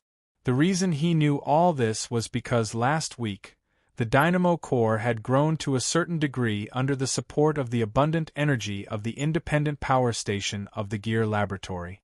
Providing a huge amount of energy was obviously a more direct and effective method.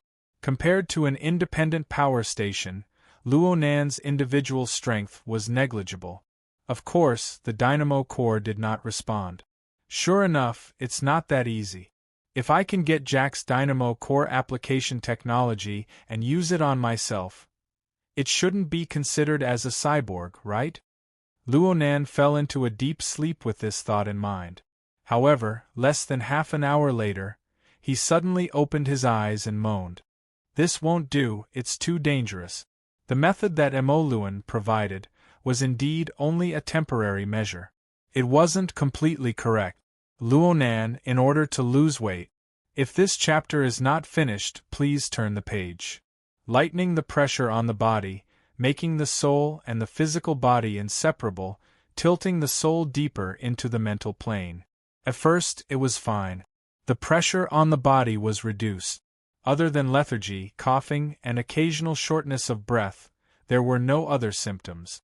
But as time passed and he gradually fell asleep, the side effects of his soul delving deeper into the spiritual plane appeared. Chaotic, too chaotic. No matter how much Luonan desensitized the noise of his soul, the basic unit was right there. As long as the soul configuration, a concept he learned from Jack, fell into reality and truly existed, the circulation of energy and information would never stop. All sorts of information in the surrounding environment would be used at all times. In particular, this was a hospital, an inpatient department. Almost all the creatures here carried some sort of illness. One or two didn't matter, but when dozens or hundreds of them gathered together, they formed a gloomy and chaotic spiritual wave that covered every floor. A normal person might only feel a bit depressed, but Luonan could even hear the despairing weeping and howling of the patient. Life was withering and decaying, energy and information colliding, everything was gloomy and deathly still. It only took half an hour for Luonan to feel depressed. He couldn't go on like this. Luonan tried to find a better place for his soul to rest.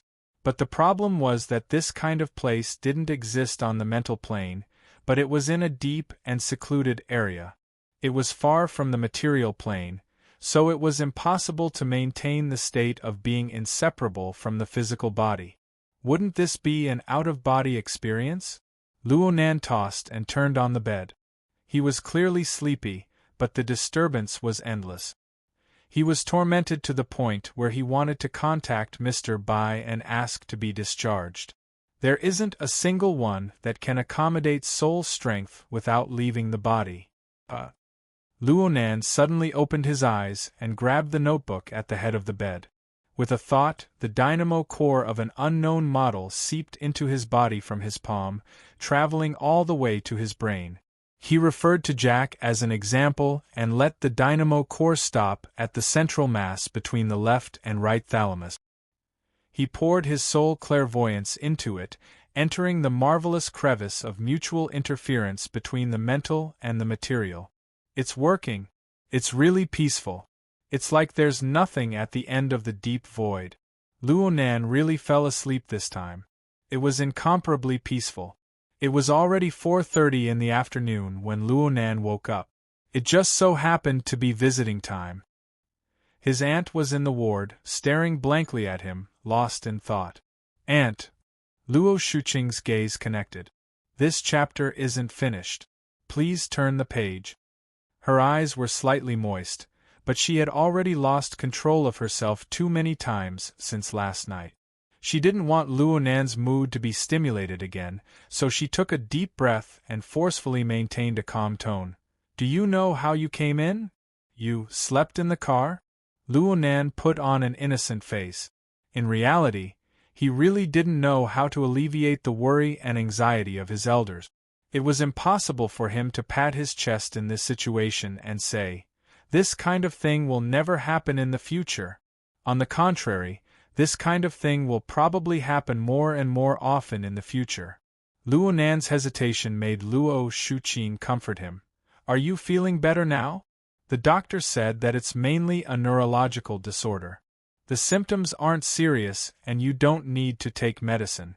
Soak in a health pod a few times, stop coughing, drowsiness, and other conditions, and you can go home. Normally, Luonan should have asked something like, "What's going on in the end?" but he didn't want to say these empty words at this time. He just smiled at Luo Shuqing. I don't feel anything. It's like I skipped a day of classes? I've already applied for a long-distance video course on your behalf. It starts tomorrow. The conversation between aunt and niece was about to step onto the normal track when a soft electronic sound rang out. A face that Luonan was familiar with appeared on the display panel of the mechanical nurse. Mr. Xie Junping has come to visit. Luo Nan was quite surprised. This person's information is quite fast. Luo Shuqing was a bit surprised. Your friend? Yes. Xie Junping pushed open the door at this time and walked in with large strides. He shouted, Junior Nan, I heard that you're sick and hospitalized. What's the situation? He was stunned when he saw Luo Shuqing when he opened his mouth. He had read through Luo Nan's information and quickly realized the relationship between the two. He immediately bowed. Hello, Mrs. Luo. I'm Xie Junping. I'm the same as Luo Nan. I'm also at Acumen College. It must be said that before Luo Shuqing saw through Xie Junping's nature, this fellow's bright and cheerful appearance gave people quite a good impression. Luo Shuqing's first impression of him was quite good. Luo Shuqing was a very traditional woman by nature. Even though she really wanted to speak a few more words with her nephew, she still paid great attention to etiquette since they were guests. She chatted a few words with Xie Junping before excusing herself to understand Luo Nan's condition. She gave the two youngsters space to converse. Xie Junping bowed all the way as he saw Luo Shuqing out the door. He came back and bragged. Even though a certain someone isn't sleeping and is hospitalized, the procedures related to the Order Club were all done in 3 days. Chapter 161. Xie Junping had said last week that Luo Nan needed to go through the procedures after entering the society. However, Luo Nan had slept for an entire day over the weekend. On Sunday, he had gone to the sanatorium to accompany his grandfather. On Monday, he had been directly admitted to the hospital. He had tossed all of these matters aside. It was fortunate that Xie Junping had picked up all of these matters. Luo Nan was a bit embarrassed. He expressed his thanks and buried his head in a pile of electronic documents. Xie Junping had been explaining the purpose of each document to Luo Nan in the beginning, but then he saw that Luo Nan was completely ignoring him. Luo Nan was wholeheartedly focused on signing, displaying complete trust in Xie Junping. Xie Junping felt comfortable in his heart and simply began to chat. Of course, the topic of conversation was always about gear. Brother Nan, you just don't like the construction society, right? I don't think you need to worry too much. It looks like the construction society is determined to bring in the Rainbow Fund, but the Mystic Arts Research Society isn't to be trifled with. When those people become willful, they dare to do anything. I've been asking around these past 2 days. They're all clamoring to start a war with the construction society. In comparison, the Rainbow Fund is still a legitimate company. They have to look at investment returns, right? What if the manager goes crazy? Luo Nan put down his digital pen for the first time. He raised his head and asked, Gear. Aside from its location and design, are there any other high-value assets? I've never heard of this. Why do you think so? Right now, the premium between the two sides is not particularly serious. Luo Nan didn't speak. He learned something from Crag Burst. After last night's conflict in the dining room, Yan Yongbua really put in a lot of effort when he talked about gear. He treated it as a proper business and even gave the lawyer a deadline. It seemed like someone was forcing him. This was completely different from Luo Nan's initial conjecture of personal reasons. Also, the Mystic Arts Research Society also had an incredible background. Last Friday night at the Limestone Water Village pub, Luo Nan discovered during his operation that this society was actually related to the Order of Justice. In the past, Luo Nan did not have a direct understanding of the strength of a secret order. But this time, the power grasped by Elder Mo Luan of the tiny Blood Flame Order was an eye-opener for him. From this, it could be inferred that the Order of Justice, whose strength was far above that of the Blood Flame Order, was certainly an incredible colossus. The bidding war between the Mystic Arts Research Society and the Construction Society seemed to have broken away from the competition between school societies and sponsors. It had entered a completely different level.